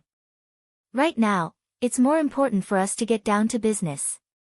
Chu Qingyan immediately gave the order to head to the right. Cheng Yanluo glared hatefully in the direction the man had left. Without another word, she urged her horse to catch up with the people in front of her. Meanwhile, in the prefectural governor's estate, Xiao Su slowly woke up after the initial drugged stupor. Ayan, he opened his eyes with difficulty and called out. At this moment, a cup of water was handed to him. He drank a few mouthfuls before he could barely make out the person standing in front of him. He couldn't help but frown. Where's Ayan? The cool water moistened his throat, and his voice wasn't as dry and hoarse as before. Ethereal lowered her eyes and muttered softly, Young master, she went to the valley with Yanluo to gather herbs. Xiao Su closed his eyes and sighed softly. In fact, he already knew the answer when he saw that the person in the room was ethereal and not the little fellow. He suddenly coughed lightly, and fresh blood seeped out of the corner of his mouth. Chapter 923. Master, you can't have any mood swings. Otherwise, even this subordinate's medicine won't be able to suppress the Luo Sha poison. Ethereal saw this and immediately reminded him anxiously. It's fine. I know my own body well. The poison won't act up so easily. Xiao Su closed his eyes to stabilize his emotions before slowly opening them again. How long have they been gone? He asked faintly. Seeing that his master's mood was fine, Ethereal sighed in relief, but he didn't dare to let his guard down. It's been more than 2 hours. Originally, you would only wake up after 4 hours. I didn't expect Master to wake up so early. His master's body had always been stronger than ordinary people. His injuries usually healed faster than ordinary people. Perhaps the poison really wouldn't spread so easily. How's the city? The number of poisoned people has increased by a few dozen. Fortunately, Fang Lu informed us in time. Now, the people don't dare to use the water from Jiangning River. The number of poisoned people has been controlled. As for the city defense, Jean Xian sent news that everything is calm and no enemy troops have been detected. Knowing that his master was worried about these things, Ethereal immediately told him everything without missing a word. After hearing this, Xiao Su's expression eased a little. If there were no accidents, they should be able to hold on until the little fellow and the others return. Seeing this, Ethereal relaxed a little. After thinking for a while, he opened the topic. Master, you don't have to worry. Although the poison is fierce this time, the antidote is very simple. As long as you get the herbs, all problems will be solved. Xiao Su nodded slightly. Kong Ling thought that if he talked about some relaxing topics, perhaps his master would not be so worried, so he continued to speak. Actually, speaking of which, the person who poisoned us is also quite foolish. They wanted to destroy our city, yet they chose such a simple poison as the antidote. Although the toxicity of this poison is extremely strong, as long as we send people to search for it, we will be able to detoxify it in less than 2 days. At that time, their efforts will be in vain. At this point, someone knocked on the door. Ethereal walked over. When he returned, he had a bowl of medicine in his hand. Master, this medicine has the effect of calming the nerves. It has the effect of controlling the poison in your body. I will put it at the head of your bed. You can drink it when it's cold. I will go and treat a few of the newly poisoned people. Seeing that his master more or less listened to what he just said, Ethereal put down the medicine and left. When the door was closed again, Xiao Su reached for the bowl. Just as he was about to drink it, his hand suddenly. Choose a simple poison. 2 days. Failure at the end? Oh no, this is a trick to lure the enemy. Yan is in danger. Xiao Su raised his eyebrows and was about to call for help. Men. Just as he spoke, the blood in his chest surged, and he spat out a mouthful of black blood. The bowl in his hand to him. He didn't have the strength to speak again. He could only watch as the bed veil above his head moved further and further away from him. Then, he fell into the bedding. He wanted to raise his arm, but all his senses were instantly taken away. Darkness enveloped him, and even the last bit of whiteness in his eyes disappeared. The corners of his mouth curled into a bitter smile. Was it too late? Ayan, Chu Qingyan, who was walking among the jagged rocks, suddenly turned around. Her heart was thumping, and she suddenly felt uneasy. What's wrong? Cheng Yenluo raised her eyebrows and asked when she saw her suddenly stop. I think I heard someone call me just now. Chu Qingyan pursed her lips. I was right beside you. Why didn't I hear it? Are you having too much on your mind that you're hallucinating? Cheng Yenluo looked around and gave her a helpless look. Chu Qingyan shook her head. Her calm smile returned to her face. Maybe it's as you said. You can prescribe me some medicine later. Cheng Yenluo agreed readily. All right, it's almost night. Let's quickly pass through this mountain. Chu Qingyan instructed the soldiers behind her. Wild beasts roamed at night. At the same time, it was very cold in the mountains. It was very unfavorable for light riders like them who didn't prepare anything to keep out the cold. Chu Qingyan ordered everyone to light up torches. Although this would make them a bigger target, most animals were afraid of fire. What's more, there were so many of them on this trip. If they had not encountered a group of beasts, they would not have been attacked. However, she wasn't worried about the ferocity of the wild beasts. She was worried that their appearance would delay their journey. It was a very difficult journey for them. They were on tenterhooks the entire night. Fortunately, the god of luck was on their side. Apart from a few small rabbits, they passed through safely.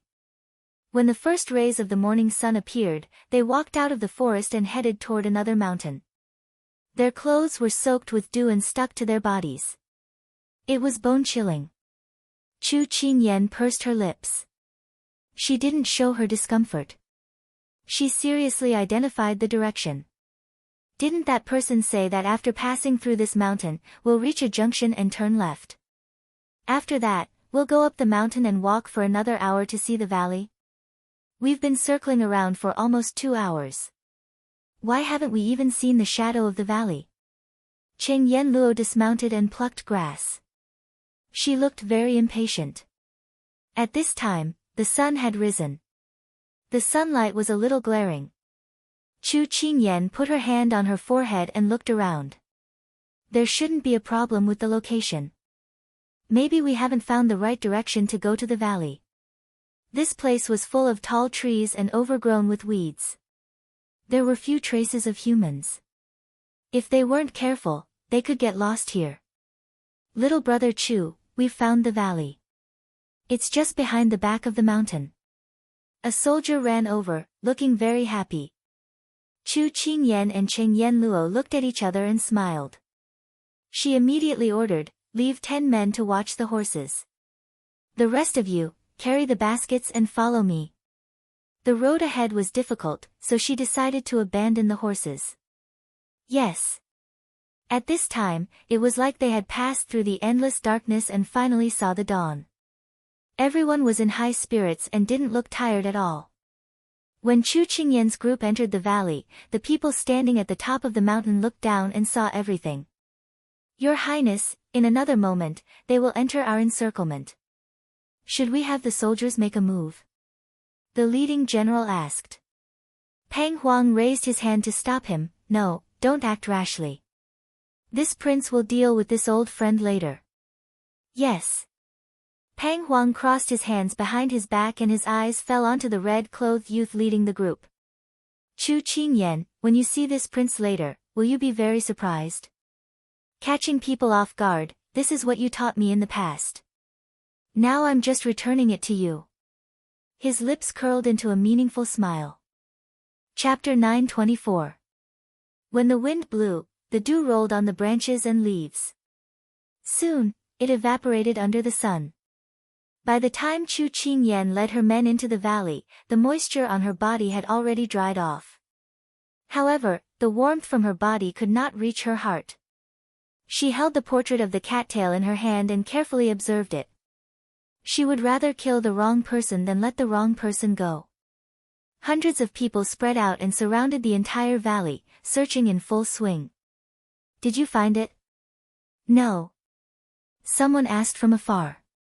Such a conversation could be heard from time to time. As the sun moved, Chu Qingyan's forehead was covered in sweat. She subconsciously clenched her fists even tighter. The image of the cattail was deeply imprinted in her mind. She didn't even have time to take a sip of water as she immersed herself in the search. The valley was so big that she wished she had Sun Wukong's fiery golden eyes to see everything. However, she was also afraid that the cattail was nowhere to be found. "Take a break. You've been in a tense state since yesterday. If you continue like this, you won't be able to save anyone but yourself." Cheng Yenluo couldn't stand it anymore. She took the water bottle from her waist and threw it at her, forcing her to drink it. Chu Qingyan took a big gulp, and she felt her mind clear up. At this moment, Cheng Yenluo began to guide her patiently. "Actually, you don't have to worry. As long as we can find a stalk of cattail, we can find a large patch. They're like dandelions. Wherever the seeds fall, they'll take root and sprout. They have a strong vitality and reproductive ability, so they grow in clusters." Chu Qingyan nodded in agreement. At this moment, she needed to be convinced to calm down. Otherwise, she would have driven herself crazy before she found the cattail. "All right, rest for 15 minutes before we continue the search. You have to believe in yourself and in us. Cheng Yanluo patted her shoulder and pushed her to a shady spot. She wanted to express that she was fine and that she could continue, but Cheng Yanluo was adamant. She could only agree and rest obediently. After some time, a soldier suddenly exclaimed, "I found it. I found the cattail." As soon as he said that, Chu Qingyan and Cheng Yanluo looked at each other in surprise and joy and immediately ran over. Cheng Yanluo took the green, fan-shaped blade of grass from the soldier's hand. With just one look, she concluded happily, "This is cattail grass. Not only this one, but the whole area in front of us is full of them." Cheng Yanluo's affirmation put Chu Qingyan's heart at ease. She took the dandelion hair as if she was holding a fragile gem. Her eyes sparkled and she was speechless for a moment. This is called wearing out iron shoes in a fruitless search, only to find it by chance. Cheng Yanluo sighed and patted her shoulder. Her tone was full of joy as she looked at the vast expanse of green in front of her. Chu Qingyan nodded heavily. She didn't have time to reply and waved her hand to order, "Everyone, hurry up and pick these cattail grass. We don't have much time left." "Yes." At the bottom of the valley, the crowd responded with joy and excitement. Chu Qingyan didn't stay idle either. She squatted down and pulled out the cattail grass and placed it in the basket behind her. At the bottom of the valley, there was a jubilant scene of harvesting. At the top of the valley, there was a large number of soldiers solemnly watching the peaceful scene below. "Your Highness the Crown Prince, they're already within our encirclement. Shouldn't we make a move?" The commander at the side asked cautiously. Ever since the Sichuan soldiers appeared in the valley, His Highness the Crown Prince had been smiling ambiguously. His expression was unfathomable. After waiting for so long, the Crown Prince didn't say anything. He couldn't help but muster up the courage to ask. Pang Huang's gaze was locked on the people below. He said indifferently, "Wait a little longer." "What's the Crown Prince's intention?" The commander was puzzled.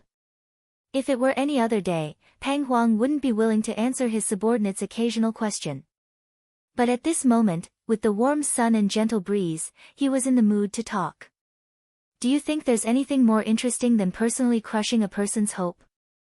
This Crown Prince wants them to experience the sadness and despair of not being able to send the herbs they've painstakingly picked to Jiangning County." Pang Huang said each word with a smile, but it made the people bathed in the sun feel a cold wind blow from behind them. The commander swallowed with difficulty and agreed, "When using troops, attacking the heart is the best. It's Your Highness the Crown Prince who is the best strategist, taking the hearts of people into consideration." Pang Huang chuckled, but his voice was filled with iron. "Commander Zhao, you're thinking too much. This Crown Prince just doesn't want a certain person down there to have an easy time." Captain Zhao was stunned for a moment. Then he smiled and secretly wiped the sweat off his face behind Pang Huang's back. The Crown Prince was indeed as unpredictable as the rumors said. He often did things according to his preferences. Otherwise, he wouldn't have treated the war between the two countries as a child's play. Pang Huang looked down from above. His eyes locked onto Chu Qingyan, who was focused on picking herbs. He narrowed his eyes and looked over her without leaving a trace. The few times he had seen her before, she always had a carefree or quick-witted appearance. He thought that this kind of woman was simple-minded and didn't know how to worry, but the moment she stepped into the valley, he saw the unconcealable anxiety in her eyes. Her thin eyebrows knitted together, making him feel a kind of emotion called worry. It wasn't that he hadn't seen this kind of emotion before, but he thought it would never appear on her. Now that it had appeared, it made him even more surprised. For Xiao Su, no matter how calm she was, she had actually broken through. This feeling made Pang Huang's heart feel a bit uncomfortable. Although this feeling was inexplicable, he still felt uncomfortable. He was a Southern Blue person and the people of the Southern Blue dared to love and hate. They didn't hide their emotions, so he followed the protest in his heart. So, he wanted to see if she would show any other emotions other than calmness and worry. Moreover, it was because of him.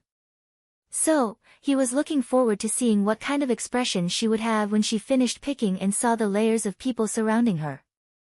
Chu Qingyan quickly picked a basket of herbs and tightened the straps on her back. The people around her had also finished picking. She let out a long sigh of relief. Just as she was about to give the order to return, she felt that the wind in the valley seemed to have become a bit colder. She couldn't help but raise her head and look up along the strange craggy cliff. However, she only saw a dense and lush forest. "What are you looking at?" Cheng Yenluo came over with a basket on her back and asked with a smile. "Nothing, let's go." Chu Qingyan smiled at her with a relaxed expression. "Okay." Just as the group was about to return to the path they came from, a sudden gust of wind blew violently. Amidst the rustling of the grass, they seemed to hear the sound of thunderous footsteps.